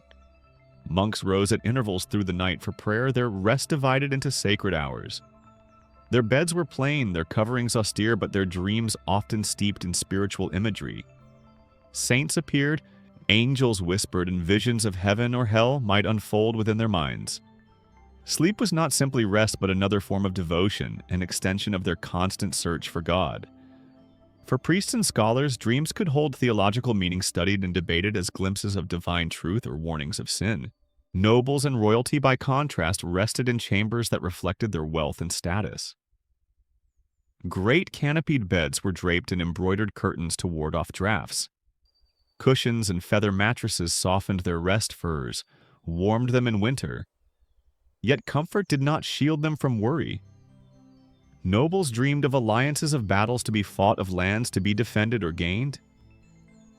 Kings and queens carried the weight of kingdoms into their sleep, their dreams filled with omens that might foretell victory or doom. Court astrologers and dream interpreters were often consulted their readings, shaping decisions of war and peace. Despite the differences, there was a common thread. All classes lived in a world where dreams were seen not as random illusions but as meaningful experiences. To dream of water might suggest abundance or danger depending on its form. To dream of fire could signal purification or destruction. To dream of a saint was a blessing, while to dream of a demon was a warning. These interpretations crossed social lines linking peasant and prince, in a shared belief that the night carried messages from realms unseen. Sleep itself often followed a pattern unfamiliar to us today. Without artificial light, people tended to sleep in two distinct phases. The first sleep came soon after dusk, lasting several hours. Afterward, many would wake briefly to tend fires, check on animals, or even pray. This interval, sometimes called the watch, was seen as a natural pause in the night. Then came the second sleep, stretching until dawn. In those quiet hours between conversations were whispered small tasks completed or dreams pondered. It was a rhythm shared across households and classes, uniting the medieval world in a common pattern of rest. Even the fears of night were shared. The peasant might fear spirits entering his cottage. The noble might worry about betrayal in the castle. Both kept protective charms near their beds, a cross a saint's relic, or a prayer whispered before lying down. Mothers taught children to cross themselves before sleep, asking angels to watch through the night. Whether in straw hut or stone hall, the desire for safety, peace, and morning's light was the same. Festivals and holy days also shaped sleep. During long vigils, peasants might stay awake in churches, candles flickering as hymns echoed through the nave. Nobles might host feasts that stretched into the early hours, sleep delayed by music and merriment. Pilgrims weary from journeys slept in roadside shelters or crowded inns, their dreams touched by both fatigue and devotion. The rhythms of sleep adapted to the rhythms of faith and community, weaving together personal rest with a collective ritual. The medieval imagination was rich with stories of dreams that changed the course of lives. Chronicles tell of rulers warned by visions, saints visited in the night, or common folk guided by symbols in their sleep. These tales reminded all that sleep was more than rest. It was a place where heaven and earth might meet, where messages slipped through the veil of night. As you rest now, imagine lying in one of those medieval beds. Perhaps you are a peasant curled under a woolen blanket, listening to the soft breath of family nearby. Perhaps you are a monk, rising for midnight prayer before returning to a narrow cot. Or perhaps you are a noble drawing heavy curtains around a bed carved of oak, the air scented with rushes strewn on the floor. In all these settings, the hush of night descends and sleep enfolds you. Dreams come mysterious and vivid, whispering truths beyond words. Let the thought soothe you no matter the station. All in the medieval world shared the same surrender to rest. Whether rich or poor, learned or unlettered, each closed their eyes and trusted the night to carry them to dawn. Across centuries, across classes, that rhythm continues binding us to them. For though the trappings of our beds may differ, the essence of sleep remains unchanged, a gift of restoration, a canvas for dreams, a bridge between one day and the next. The hours before dawn carried a special weight in the medieval world. They were the quietest of all times, when even the busiest towns seemed to pause, when villages lay hushed under the cloak of darkness, and when castles stood as silent silhouettes against the sky.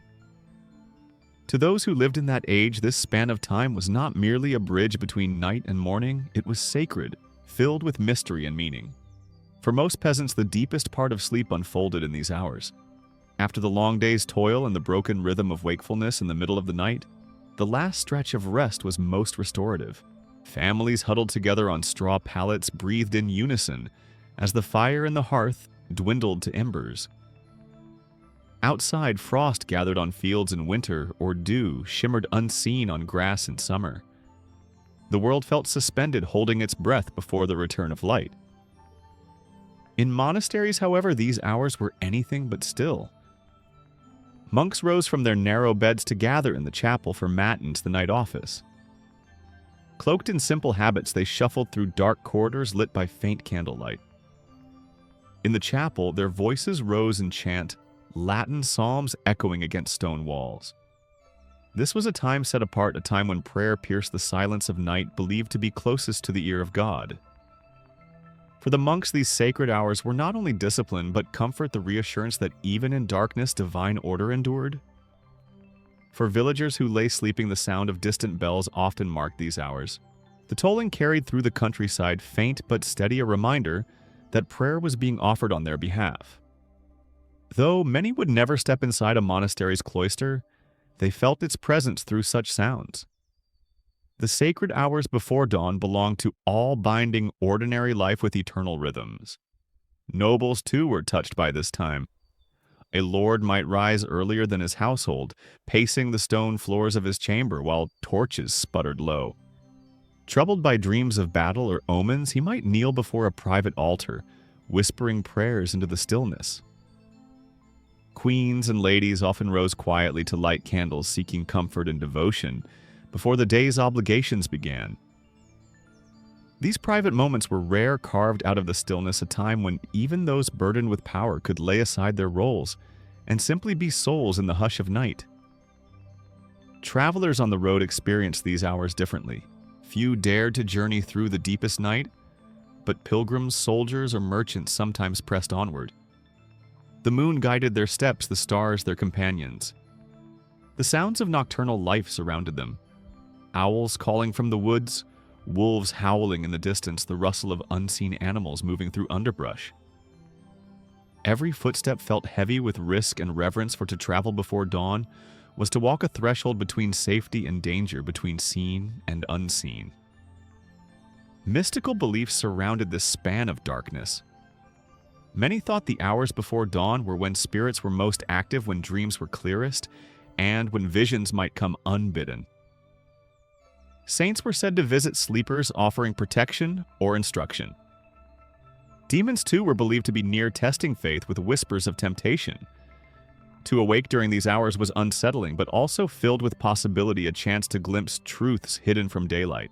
The sacred hours were marked not only by fear or prayer, but also by an intimacy with nature. Shepherds sometimes rose to tend flocks before light, hearing the first stirrings of birds. Farmers, waking early to prepare for plowing, felt the air shift as night gave way to dawn. The sky itself carried messages, the fading stars, the first hint of pale blue along the horizon, the promise of sunrise. These sights and sounds became part of the rhythm of life, teaching patience and trust in the cycles of creation. In towns, bakers stirred during these hours. Long before the rest of the city awoke, they lit their ovens, kneaded dough, and prepared bread for the day. The smell of baking drifted through narrow streets, faint but enticing.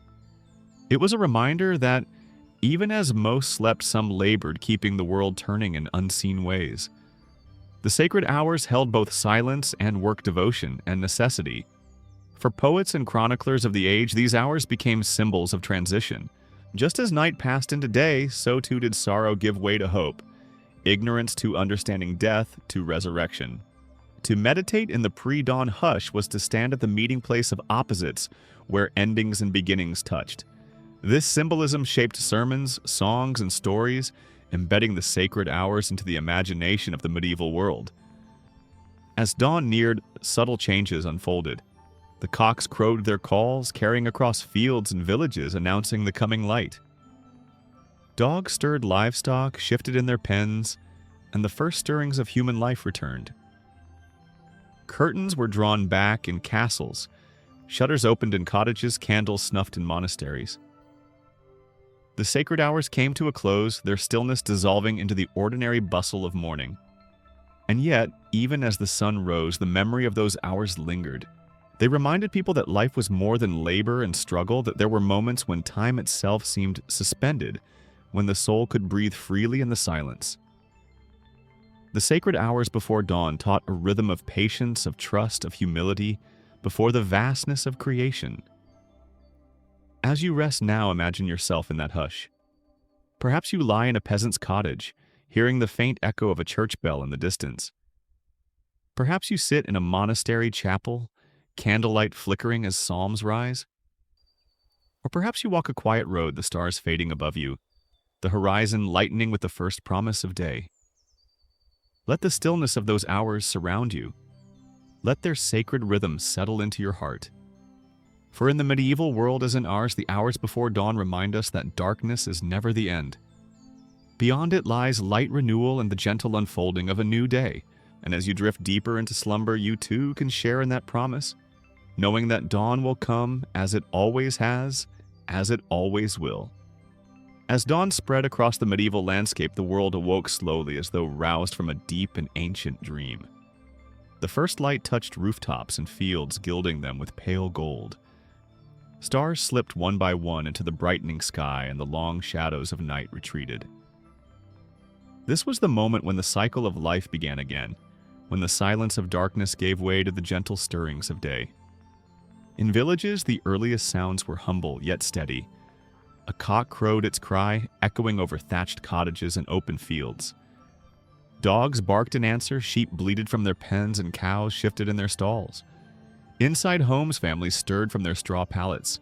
Children rubbed their eyes, mothers stoked fires back to life, and fathers reached for tools. The smell of smoke drifted upward as hearths glowed again, preparing the morning's bread or porridge. The farmer's wife often began the day before anyone else. She drew water from the well-kneaded dough or prepared a simple meal. The farmer himself checked on animals, guiding them into pasture with soft calls and firm steps. The rhythm was unchanging, familiar, and essential. In the turning of these tasks lay survival, for without such constancy, hunger would soon press hard upon the household. In towns, the awakening carried a different tone. Streets empty through the night grew lively as shutters opened. Merchants prepared their shops, apprentices swept thresholds, and bakers brought forth the day's loaves, still steaming from the oven. The smell of warm bread filled narrow lanes, mingling with the sharp scent of smoke from smithies as blacksmiths lit their forges. Bells rang from parish churches, calling the faithful to morning prayers, their tolls mingling with the chatter of townsfolk beginning their routines. Within monasteries, dawn had already been marked by prayer. Monks gathered for lauds, their chants lifting with the rising sun. Afterward, they dispersed to work, some to the scriptorium to copy manuscripts, others to the gardens, still others to teach novices. The order of their day was set, each task a quiet offering, each hour bound to the rhythm of devotion. The monastery became a place where dawn was not simply light, but blessing. In castles, the morning began with more bustle. Servants hurried to draw curtains, lay out clothing, and prepare meals. Fires were rekindled in the great hall, and the smell of roasting meat or spiced broth began to drift.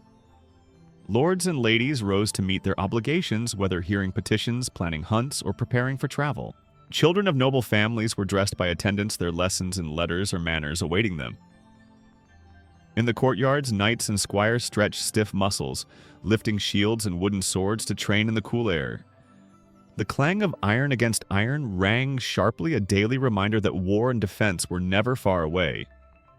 The morning was also a time for devotion across all classes. Peasants crossed themselves before leaving cottages, murmuring prayers for safety in the fields. Townsfolk stopped at chapels on their way to work. Nobles knelt before private altars, and monks filled the air with psalms.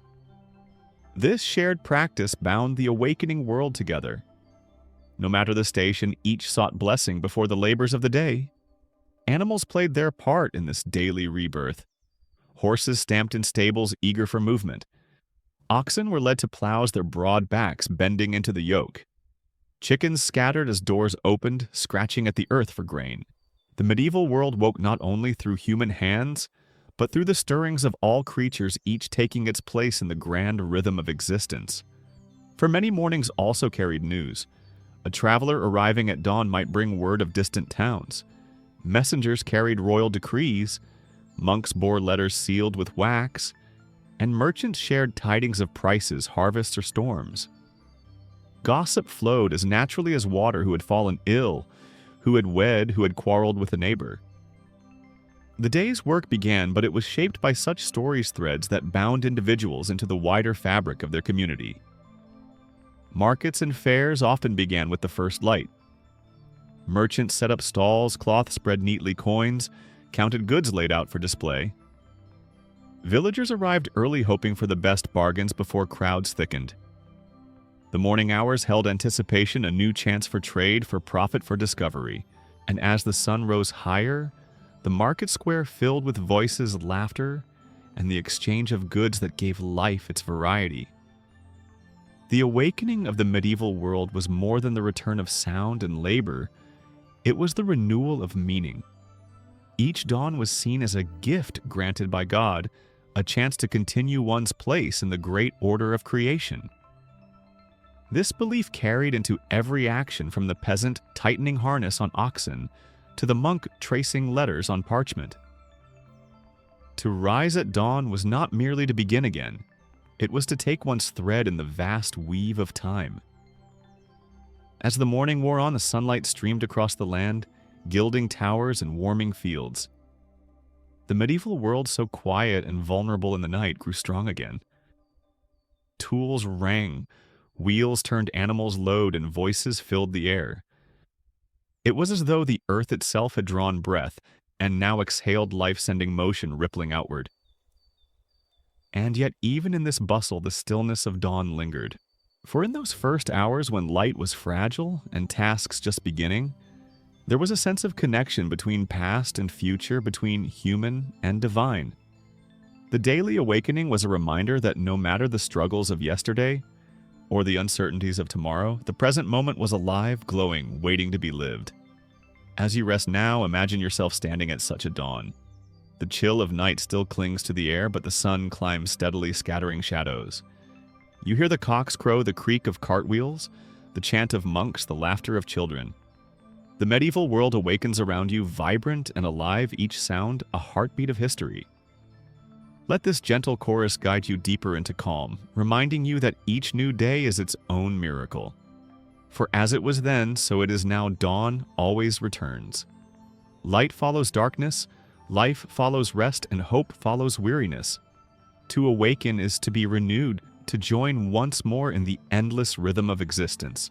As the medieval day unfolded, each class of society stepped into its role, guided by rhythms both earthly and divine. The world of the Middle Ages was not one of equality, but of interdependence.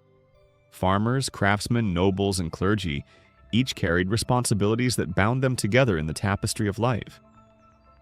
To understand the medieval day is to see how these roles moved in harmony, each distinct yet woven into the whole. For the farmer, the cycle of labor began at dawn and stretched unbroken until dusk. Fields called for plowing, sowing, or reaping, depending on the season. Oxen pulled heavy wooden plows through the soil, while men guided the handles and women scattered seed. Children, too, had their tasks driving away birds or carrying water. It was exhausting work, but it held the promise of survival. Every furrow turned and every seed sown was a step toward securing food for winter. The farmer's hands were rough, his back bent, but his role was vital, for without him no one ate. The farmer's day was shaped by the seasons. In spring, sowing demanded haste. In summer, hay had to be cut and stored. In autumn, harvest consumed every waking hour. Winter brought a slower pace, but still there were animals to tend, tools to repair, and fields to prepare for the coming year. The farmer's life was tied to the earth itself, his prayers rising with the smoke from his hearth, always asking for sun, for rain, for mercy. In towns and villages, craftsmen shaped the raw materials of the earth into goods needed for daily life. The blacksmith rose early, the clang of his hammer echoing across narrow lanes. Sparks flew as he forged nails, hinges, or horseshoes. The carpenter planed wood into tables or doors. The weaver sat at her loom, threads stretched taut as patterns grew slowly line by line. Each craft carried skill passed down through apprenticeship, a slow inheritance of knowledge. Craftsmen were organized into guilds, associations that protected their trades, set standards, and offered fellowship. To be a member of a guild was both honor and obligation. It meant long hours of labor, but also a voice in the life of the town. Their work added texture and color to medieval existence, filling homes with tools, clothing, and objects both useful and beautiful. They were not bound to the soil like farmers, but to their craft, their lives shaped by the steady rhythm of hammer, needle, or chisel. Nobles moved through the day with different burdens. Their mornings began not with toil in fields or workshops, but with the management of lands and people. A lord presided over disputes, heard petitions, and issued orders. His hall was a place of both hospitality and authority where peasants sought justice and knights pledged loyalty. The lady of the household oversaw domestic affairs, managing servants' kitchens, and often the education of children. Though surrounded by more comfort than peasants, their responsibilities were no less weighty, for their decisions affected many lives. Nobles also carried the constant expectation of defense. Training for war filled their days, whether practicing with sword and lance or maintaining readiness for conflict. Castles, though symbols of power, were also practical fortresses, and nobles bore the duty of protecting those who lived under their walls. Feasts and hunts offered moments of leisure, but even these carried political meaning, binding allies and reinforcing loyalty. Nobles lived in a world where status brought privilege, but also peril, their roles tethered to the fragile balance of power. At the heart of the medieval order stood the clergy, their daily cycle distinct from all others. From cathedral canons to humble parish priests, from monks in cloisters to friars in city streets, their lives turned on prayer and service. The ringing of bells marked their hours, pulling them from sleep, from meals, from work, and drawing them into sacred rhythm. For monks, the day unfolded in ordered segments, matins before dawn, lauds at sunrise prime and early morning, and so on until compline before rest. Between these offices, monks copied manuscripts, tended gardens, brewed ale, or offered charity to the poor. Parish priests rose to celebrate mass, visited homes, and offered blessings.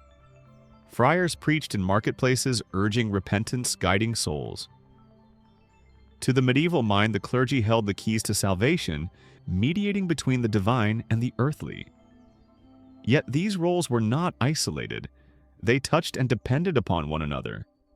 Farmers paid tithes to support the church. The church blessed their fields and guarded their souls. Craftsmen provided tools for nobles, who in turn offered protection and patronage. Nobles endowed monasteries whose prayers and learning upheld the stability of the realm. Each role reinforced the others like threads woven tightly together. To pull one free would unravel the whole. And so the day unfolded, the farmer's sweat darkening the soil, the craftsman's hammer ringing the noble's banner, rising over stone walls, the monk's chant echoing through cloisters. Together they formed the daily rhythm of medieval society. Each bore hardships, each carried duties, each found meaning in the role appointed by station or calling. As evening approached, tasks slowed. Farmers gathered tools, craftsmen closed shutters. Nobles sat for meals in candlelit halls, and monks assembled for vespers. The day's cycle moved toward completion, only to begin again at dawn. And through it all, the medieval people believed themselves part of a divine order, each role blessed and bound by God's design. As you rest now, imagine yourself among them. Perhaps you are in the field wiping sweat from your brow as oxen pull heavy plows. Perhaps you sit at a loom, the steady rhythm of weaving guiding your thoughts. Perhaps you stand in a castle hall issuing orders while banners ripple in the breeze. Or perhaps you kneel in a chapel chanting softly as candles flicker. Each role is different, yet all belong to the same day, the same world. Let the thought bring calm that across centuries humanity has always risen, labored and rested in patterns both humble and profound. Farmers, craftsmen, nobles, and clergy each played their part in the medieval day as we play ours now. Their lives remind us that meaning is often found not in greatness, but in fulfilling the duties placed before us faithfully, one day at a time. When dawn broke over the medieval world, the clang of steel often joined the song of birds. For knights and squires, the early hours of day were not filled with plows or looms, but with the training and rituals that upheld the code of chivalry. These men, bound by oath and armor, stood as both protectors and symbols in a society shaped by feudal ties and martial expectations. Daybreak for them was not only the beginning of labor, but the renewal of honor. The knight's day often began with prayer. Though he bore a sword, he also bore a soul, and devotion to God was considered as vital as strength in battle. Kneeling before a chapel's altar or in his private chamber, he whispered prayers for courage, loyalty, and forgiveness. His squire, younger and eager, watched closely, for learning the habits of faith was as important as learning the art of war. Training followed swiftly. In the castle courtyard, the ring of metal carried on the morning air. Knights lifted heavy shields, practiced with lances, and sparred with blunted swords. Squires fetched weapons, tightened straps, and imitated their masters' movements with smaller blades. Hours of repetition hardened muscles and sharpened reflexes, for the life of a knight allowed no softness. To serve one's lord meant readiness always. Horsemanship lay at the heart of knighthood. At dawn, knights mounted their steeds, guiding them through drills. Horses were trained to respond not only to reins, but to knees and voice. Together, man and animal became one, capable of charging across fields or wheeling swiftly in combat. The bond between knight and horse was cherished, nurtured through care as much as command. Squires brushed coats, fed oats, and cleaned hooves, learning that valor in battle began with discipline in the stable. The ideals of chivalry shaped each task. Knights were sworn to defend the weak, to honor their word, and to serve faithfully. In practice, these vows were tested constantly. A knight might ride to protect a pilgrim's road or to enforce his lord's claim on disputed land. He might face the tension between loyalty to his master and mercy for his foe. Each dawn, the training was not merely for muscle, but for the shaping of spirit, the struggle to live out ideals in a world of violence. Courtly rituals accompanied the martial. In times of peace, tournaments filled the days with mock battles. At dawn, banners were raised, trumpets sounded, and knights prepared to tilt the list with lance and shield. Crowds gathered, ladies embroidered tokens into sleeves, and poets celebrated feats of courage. For squires, these events were lessons in both skill and pageantry, showing that chivalry was as much about display as it was about defense. Yet daybreak was not all glory. The weight of armor pressed heavily on the body even in practice. Bruises, darkened skin, and wounds were carried long after battles ended. The life of a knight was one of discipline, hardship, and constant readiness for death. As weapons evolved, longbows piercing armor, cannons shattering walls, the knight's role grew more precarious. At dawn, as he trained, he faced not only the rising sun, but the reality that his age of dominance was slowly waning. Still, the image of the knight endured. At daybreak, when peasants looked up from fields and saw riders in gleaming mail, they saw not merely warriors, but guardians of order. The knight embodied ideals that reached beyond violence, loyalty, courage, and honor. Children listened to tales of valor told by hearth fires, their eyes wide with wonder. Songs of knights who defended maidens or fought for holy causes were sung in villages and courts alike, turning flesh and blood men into figures of legend. The spiritual aspect of knighthood was never absent. Many knights pledged themselves to crusades, believing their swords served both Lord and God. At dawn before battle, chaplains blessed them, sprinkling holy water on steel and horse. Psalms rose alongside the rattle of armor. Death was near, but so too was the promise of salvation. The first light of morning reminded them of resurrection, of the eternal dawn beyond earthly conflict. Squires, too, began their path in these early hours. They cleaned armor, learned to polish blades until they shone, and carried messages between their masters. At sunrise, they observed the rituals of combat and courtesy, absorbing lessons for the day. They would kneel and receive the accolade, the tap of sword on shoulder that made them knights. Their youth was spent in service, but also in preparation, each dawn carrying them closer to the fulfillment of their vows.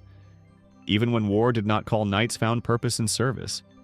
They oversaw lands for their lords, ensured justice in disputes, and acted as symbols of stability. At daybreak, they might ride out not for combat, but to inspect villages, to mediate quarrels, or to escort nobles on journeys. Their presence reassured peasants and reminded all of the hierarchy that held the medieval world together. As the sun rose higher, the clang of training faded, replaced by the duties of the day.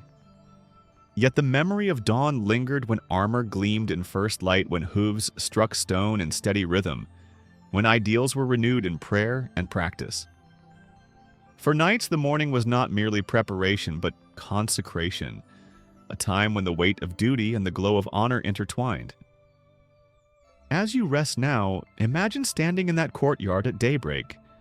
The air is cool, the sky pale, and the sound of steel rings softly in the distance. A knight bows his head in prayer, then lifts his sword to train the light catching on its edge. Horses snort, squires hurry, banners stir in the breeze. It is a world both harsh and noble, bound by discipline and aspiration.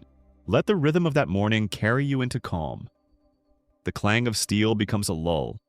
The hoof beats a steady heartbeat. The rising sun a promise of renewal.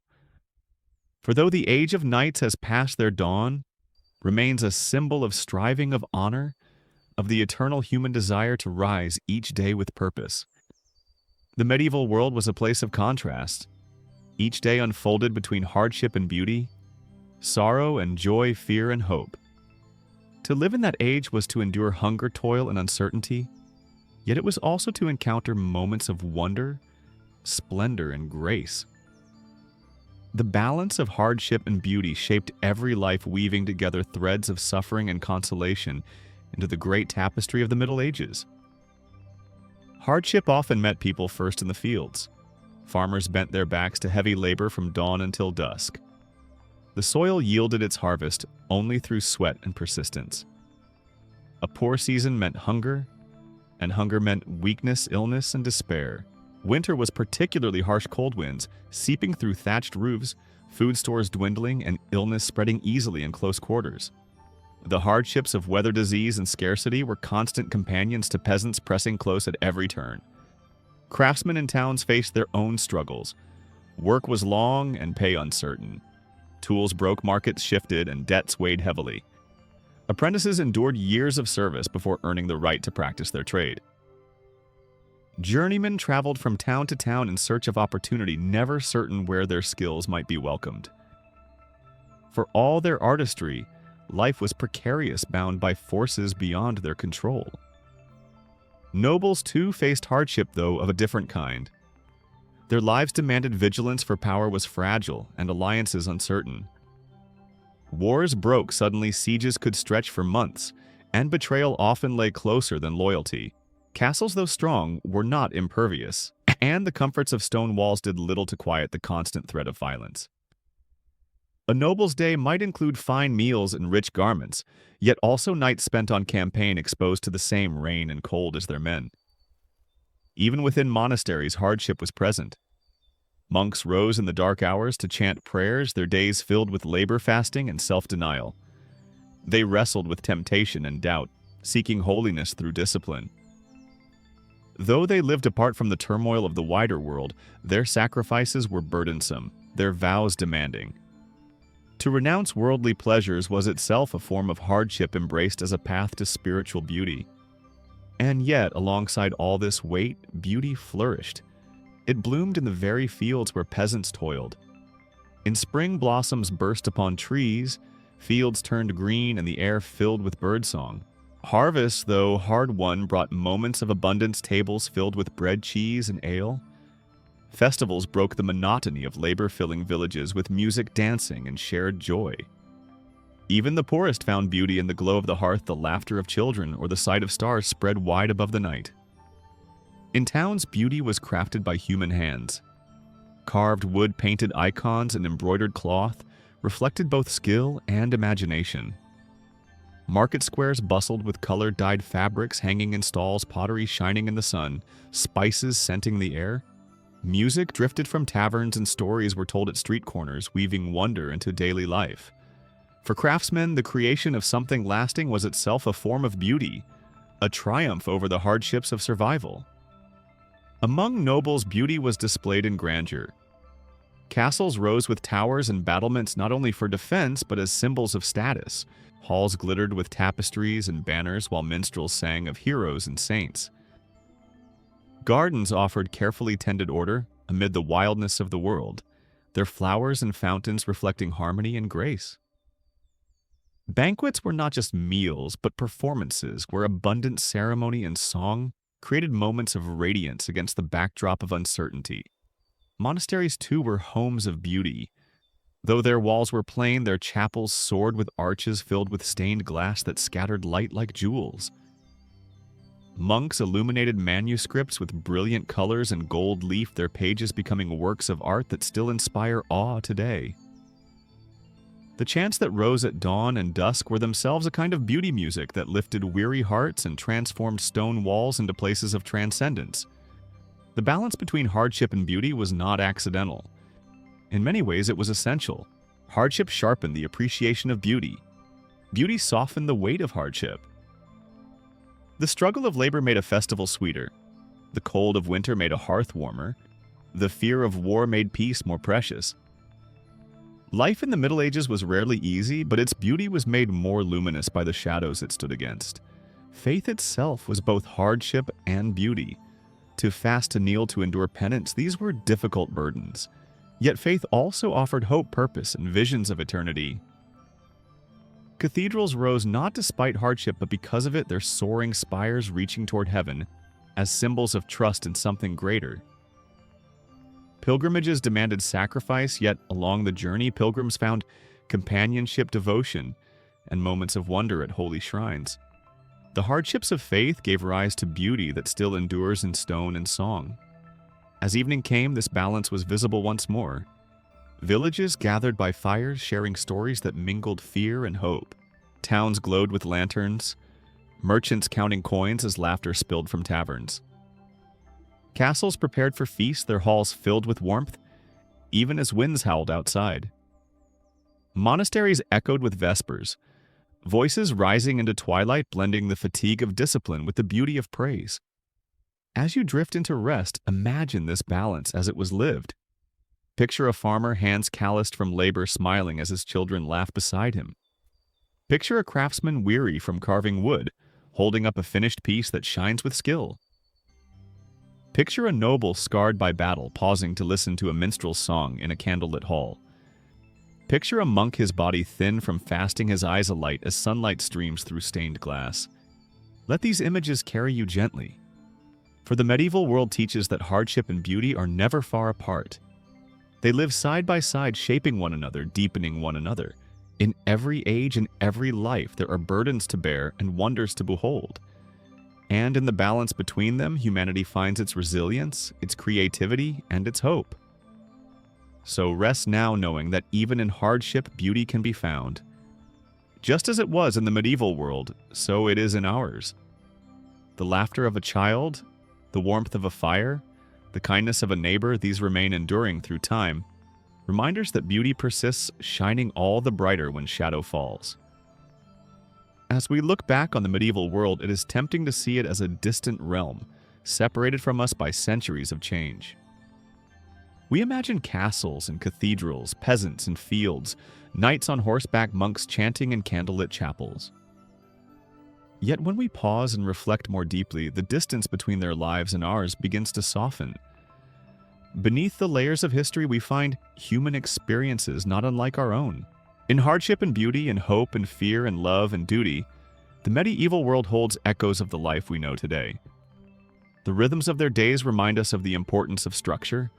Farmers rose with the sun, craftsmen followed steady tasks, nobles governed their estates, and clergy ordered their lives by the tolling of bells.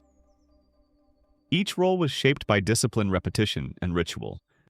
In our own time, though, our tools are different. We still lean on rhythms, alarm clocks, work schedules, school hours, or daily routines. These patterns guide us, offering a sense of stability in the midst of uncertainty. The medieval people like us found comfort in knowing that each morning, each prayer, each task carried them forward. Their hardships mirror our own struggles in quieter ways. Hunger, illness, and war shadowed their lives. Today, though technology shields us from some of these dangers, we still face the weight of uncertainty, economic hardship, illness, or conflict. The medieval world teaches that resilience lies in endurance, in the steady persistence of carrying on even when life feels heavy. Peasants returned to fields after failed harvest, craftsmen rebuilt after fires, nobles endured shifting alliances. In their endurance, we see a mirror of our own need to continue to keep sowing and building, even in times of difficulty. Faith shaped much of their world, and while belief takes many forms in our time, the search for meaning remains universal. Monks chanted in the quiet hours, peasants whispered prayers before sowing seed, nobles sought blessings before battle.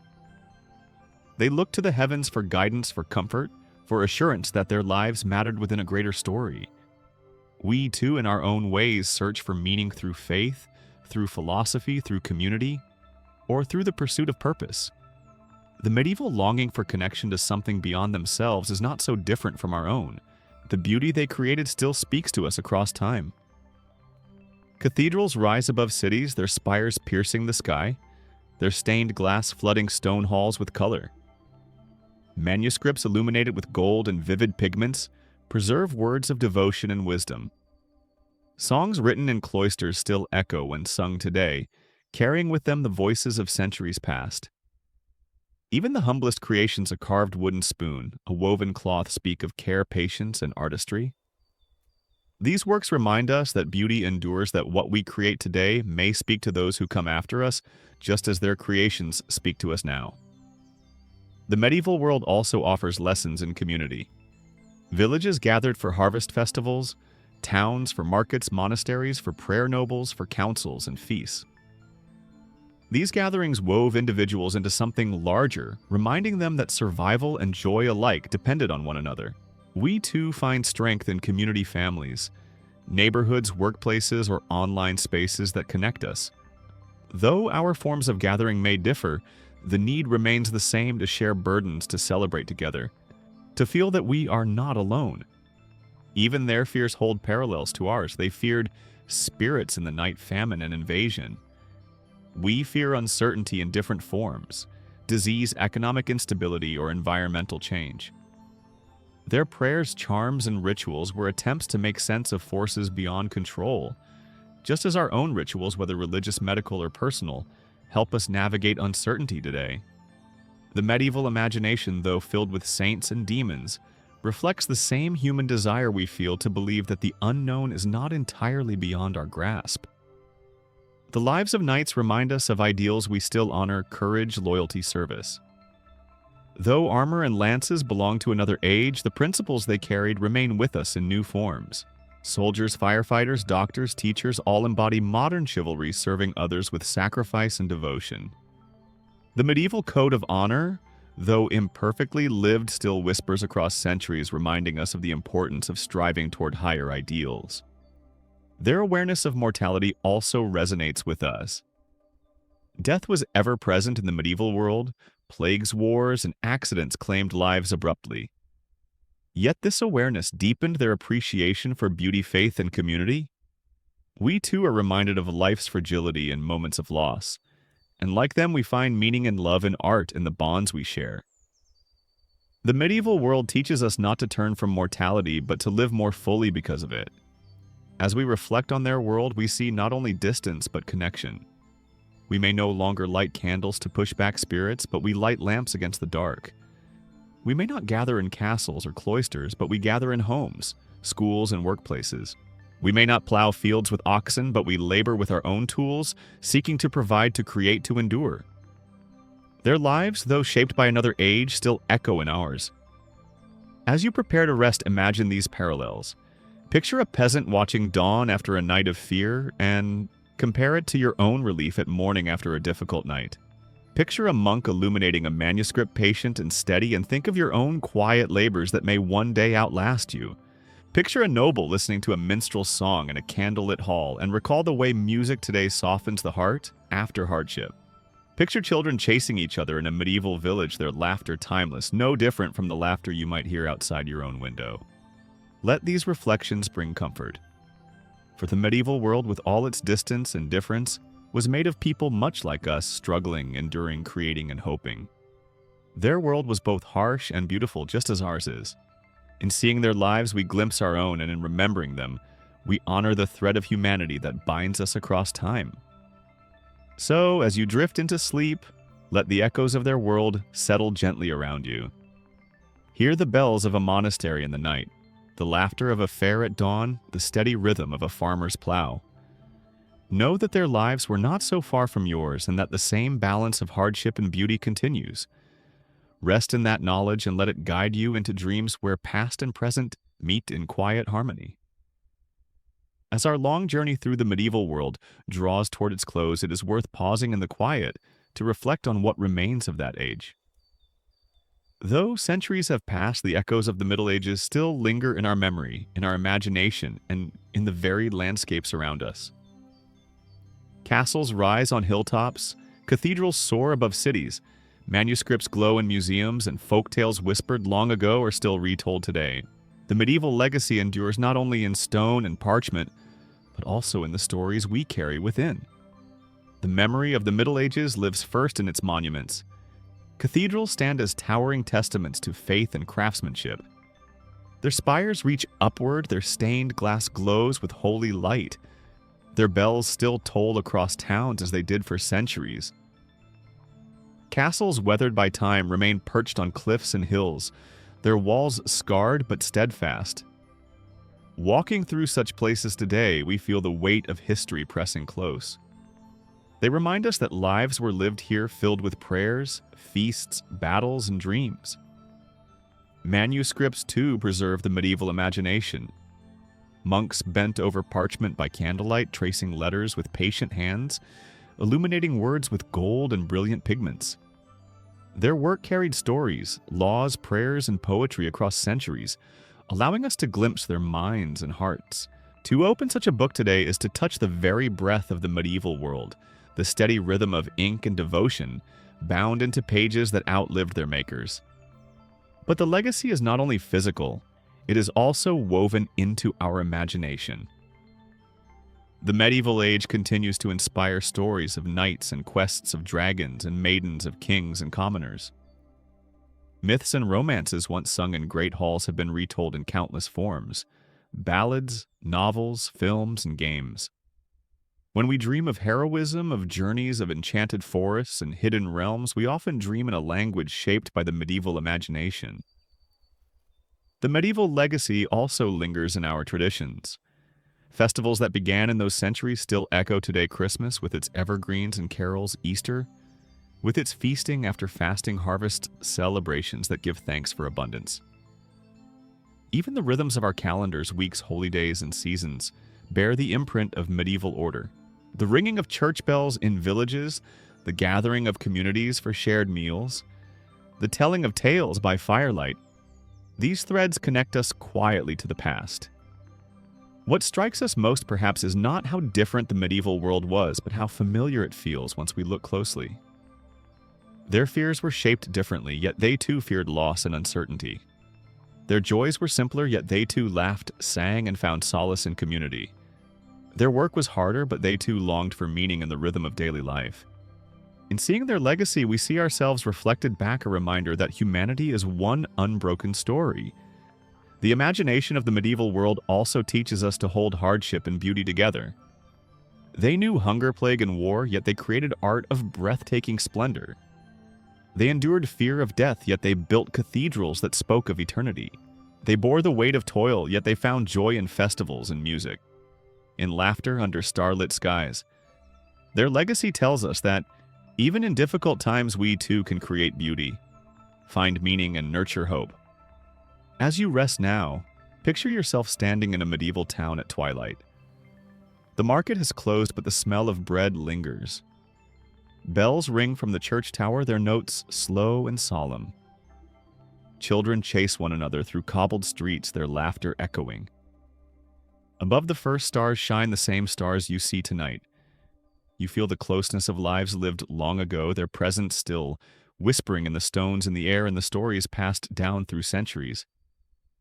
This is the gift of the medieval legacy. It allows us to step outside of time. For a moment we stand with them, peasants in fields, craftsmen at looms, nobles in halls, monks in cloisters. We see the hardships they bore, the beauty they created, and the hopes they carried. And in seeing them, we remember that we too are part of a story that will one day be remembered. Let that thought comfort you as you drift into sleep. The Middle Ages are not gone. They live in our memory and imagination, in the stones of cathedrals, the pages of books, the echoes of songs. They live in the way we tell stories, the way we celebrate, the way we seek meaning in hardship and joy. Their world and ours are not separate, but joined by the thread of humanity that weaves through all time. So close your eyes and let the medieval world settle gently around you. Hear the bells, see the glow of candlelight, feel the hush of a quiet chapel, the warmth of a fire, the laughter of a festival. Rest in the knowledge that their legacy is ours, that their story is part of our own. And as you dream, let the memory of the medieval world carry you softly, reminding you that history is not only past, it is present, always with us, shaping our imagination, guiding our hearts and comforting us in the stillness of night. Time in the medieval world moved to a rhythm both familiar and strange. Each day was marked not by clocks, but by bells, by the rising and setting of the sun, by the seasons of sowing and reaping, by the sacred cycle of feast and fast. Life flowed in patterns that repeated again and again, year after year, generation after generation. Yet beneath this steady rhythm, time carried people forward, weaving them into a story that would outlast their own brief span of years. For a peasant, time was measured by the land. In spring, the soil softened, and seeds were pressed into earth with hope. Summer brought long days of labor beneath the sun. Autumn meant harvest, a race against weather to gather what would sustain the village through winter, and winter itself slowed life to a hush, the fields lying still beneath frost while families gathered close by the fire, telling tales and waiting for the return of warmth. Their lives were a cycle always repeating, yet always moving toward an unseen horizon. For nobles, time was marked by politics and duty. They counted years not only by harvests, but by treaties signed, battles fought, heirs born, alliances sealed through marriage. Their calendars filled with feasts and councils, tournaments and pilgrimages. Yet even their power was fleeting. Lords and ladies came and went. Castles rose and fell. What endured was the idea of lineage, the continuity of family, the hope that their names and bloodlines would echo long after their own voices faded. In monasteries, time was more sacred still. Monks rose before dawn to chant the psalms. Their days unfolded through canonical hours, matines, lauds, prime, terce, sext, nun, vespers, compline, each marked by prayer. To them, time was not only a measure of work and rest, but a pathway toward eternity. The bells that called them to chapel rang also for the villages beyond, reminding all who heard that time itself belonged to God. Yet time was not only the rhythm of days and seasons. It was also the march of centuries. Children grew to adulthood, bore children of their own, and then passed away, their places filled by the next generation. Traditions endured, stories were retold. Songs were sung again and again, even as the world slowly shifted. One generation might know famine, another war, another peace. But all were bound by the passage of time, by the knowledge that nothing stood still forever. The medieval world was deeply aware of mortality. Death was never far, plagues swept through villages, wars shattered kingdoms, hunger stalked the poor. Yet within this awareness lay a deep reverence for continuity. Funerals were not only moments of sorrow, but of connection, binding the living to the departed, and the departed to the eternal. To bury a loved one in churchyard soil was to plant them in sacred ground, a place where memory and faith kept them alive in spirit. Even as the centuries shifted, life went on. Villages endured, fields were plowed, wool spun bread, baked bells rung. Children played in courtyards, monks bent over manuscripts, merchants haggled in markets, knights sharpened their swords. The great events of history, the rise and fall of kings, the clash of armies, the decrees of councils, were like waves on the surface. But beneath the current of daily life continued steady and unbroken. We see this continuity in the traces left behind. A fragment of pottery still bearing the mark of the craftsman's hand. A roof beam carved with initials from long ago. A lullaby whispered to a child passed from mother to mother across centuries. These small things reveal how human life endures even as time changes the larger world around it. Imagine yourself walking through a medieval village at dusk. The air smells of wood smoke, the sky glows with fading light. You hear the mill turning, the clatter of hooves, the laughter of children. The day is ending, but tomorrow will begin again in much the same way.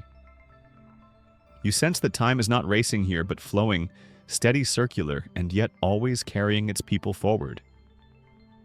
The cycle comforts them, even as it reminds them that life is brief. This understanding of time shaped their sense of purpose. To live well was not to escape time, but to take one's place within it. To till the soil faithfully, to pray at the right hours, to serve one's Lord, to care for one's family. They knew they were threads in a pattern larger than themselves, threads that would wear away but leave their mark in the weave. Their continuity gave meaning to their brevity. And so when we look back across those centuries, what we see is not only hardship or grandeur, but the persistence of life itself. People loved, worked, prayed, dreamed, and passed on their world to those who followed. Their time became memory, their memory became history, and history became the legacy we now hold. The cycle has never broken. It simply continues in new forms through us and through those who will come after us. As you rest now, let this thought comfort you. Time passes, but continuity endures. The medieval world is gone, yet it remains in the stones of cathedrals, the rhythms of calendars, the stories we still tell. And just as their time flowed into ours, so our time will flow into the future. We are all carried together in the great river of days, our lives small yet precious ripples within its endless current. Close your eyes and feel yourself drifting in that river. The bells toll faintly in the distance, the stars shine overhead, the earth turns quietly beneath you. You are part of the same story, the same cycle, the same continuity of life that has always been and always will be. Rest in that knowledge and let time carry you gently into dreams. The time has come to bid farewell to the Middle Ages, to gently close the great book of this long and remarkable era. As we part from its stories, its voices linger in our imagination. The peasants who toiled in fields, the knights who rode into battle, the monks who prayed in candlelit cloisters, the merchants who braved seas and markets. Each figure now returns to shadow, yet their echoes remain, reminding us that history is never truly gone. The Middle Ages stretch across 1,000 years from the fall of Rome to the dawn of the Renaissance. It was a time both harsh and beautiful, filled with struggle, yet rich in faith and creativity. Castles rose from stone cathedrals, lifted their spires toward heaven, and villages clustered around wells and fields. Within these spaces, human lives unfolded in cycles of labor, devotion, joy, and sorrow. To look back now is to see a tapestry woven with both darkness and light, strands of triumph and tragedy entwined. As we say farewell, the images pass before us like lanterns fading into night. We see lords and ladies in their halls, feasting by firelight while minstrels sing ballads of love and honor. We see farmers bending to the soil, their hands rough but steady sowing seed with the hope of harvest. We see monks bent over manuscripts, their quills scratching patiently across parchment. And we see children laughing in the streets of towns, chasing one another through alleys as church bells ring above. These scenes remind us that the Middle Ages were not only wars and plagues, but also lives lived fully in their own quiet ways. The farewell also carries with it the recognition of change. By the late medieval centuries, the world was shifting. Old structures were loosening, feudal bonds frayed, trade flourished, knowledge spread anew. The printing press would soon carry words farther than parchment could. Exploration would soon widen horizons beyond what maps had ever known. In this sense, the end of the Middle Ages was not an ending at all, but a beginning, a bridge from ancient patterns to the world we now inhabit. Yet even as the era passed, its essence endured. The cathedrals still rise. The manuscripts still glow. The villages, though altered, remain upon their foundations. The legacy of the Middle Ages is not buried, but alive, carried forward into the Renaissance, into modernity, and into our own imaginations. To farewell this age is not to lose it, but to let it settle quietly within us, a companion we carry forward. Imagine yourself walking one last time through a medieval street at twilight. The market stalls are closing, the smell of bread still lingers, and the bells toll softly overhead. You look around the cobbled alleys, the timbered houses, the faces of villagers as they return home. Soon the torches will be lit, and darkness will enfold the town. But you know this is not the end. It is a passing, a turning of the wheel. The street will be walked again tomorrow, just as it was centuries ago. And though you walk away now, the memory remains alive and waiting. The farewell is gentle, like the closing of a lullaby. It is not sharp, not sudden, but slow and tender, as though history itself were tucking us into rest. The Middle Ages release us into dreams, but not without leaving gifts. They teach us humility in the face of time, resilience in hardship, devotion to purpose, and joy in small, fleeting moments. Their lessons endure, whispering to us as softly as the rustle of pages or the toll of a distant bell. As you rest now, let this farewell settle upon you like a blanket. The medieval world has walked beside you for a long journey, and now it recedes, but it does not vanish. It becomes part of you, part of the story you carry, part of the long chain of memory that binds us across centuries. Farewell is not an end, but a fold in the fabric, a reminder that every age, no matter how distant, still flows quietly into our own. So close your eyes, and in the stillness, hear the last echoes of the Middle Ages, the laughter of children in a village square, the chant of monks in a cloister, the clang of a blacksmith's hammer, the quiet hush of a candle-lit chapel. Let them fade slowly, gently, until they become part of your dreams. For the Middle Ages, though, past remain with us, and in remembering them, we keep their light alive. The journey is nearly over now. The long path through the medieval world has carried us across centuries of faith and struggle, of hardship and beauty, of dreams and realities. And as we stand at the threshold of night's end, it is time for one last reflection, one last gentle farewell before sleep enfolds you completely. The story of the Middle Ages has not been a single tale, but a chorus of voices. We have heard the peasants in their fields, bent over the soil with patient hope. We have met the lords and ladies in their halls, surrounded by feasts and banners. We have followed the knights into battle, their armor gleaming, their banners fluttering in the wind. We have walked beside the monks in their cloisters, their quills scratching across parchment, their chants rising to vaulted ceilings. We have watched merchants on crowded streets, weighing coins and goods their lives carried along trade routes that stretched across continents. And we have glimpsed queens and kings whose choices rippled outward, shaping the fates of their people. Each figure has stepped from the shadows of history for a brief moment, then returned again, leaving us with their memory. Together, these voices remind us that the Middle Ages were never one thing. They were not only castles and cathedrals, nor only plagues and wars. They were all of these at once, a mosaic of life, both fragile and resilient, simple and profound. To reflect upon them is to see humanity in its fullness, striving, suffering, creating, believing, and dreaming. And in that recognition, we find something deeply familiar. For though the centuries divide us, the essence of human life remains unchanged. As we reach this final moment, think of the medieval world not as something finished and sealed away, but as something still alive within us. Its lessons breathe in our traditions, its echoes hum in our music, its visions linger in our stories. Even in the quiet of a modern night, we can feel the presence of that world, its bells, its prayers, its fires, burning in hearths long turned to ash. It is with us, still woven into the fabric of who we are. And now, let this final reflection be gentle. You have walked far, seen much, and carried these stories with you. Lay them down now as one lays down a heavy cloak at day's end. Feel the relief in your shoulders as the weight slips away. The Middle Ages have given their gifts. They need carry you no further tonight. Close your eyes and imagine the medieval world fading softly into mist. The castle walls dissolve into starlight, the chants of monks fade into silence, the market stalls close and grow still. Only the steady rhythm of your own breath remains, like the tolling of a quiet bell. In this silence you are safe, you are at rest, and you are part of the same story that stretches across time.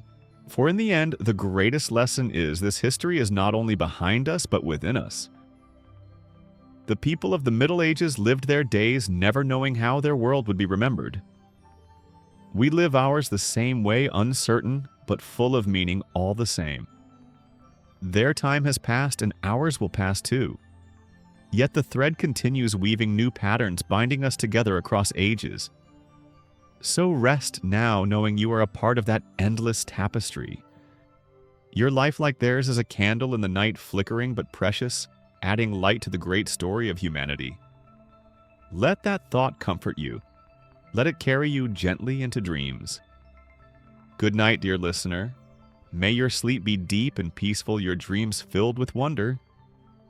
May the wisdom of the ages guide you, the hope of the future inspire you, and the love that binds us all bring you comfort.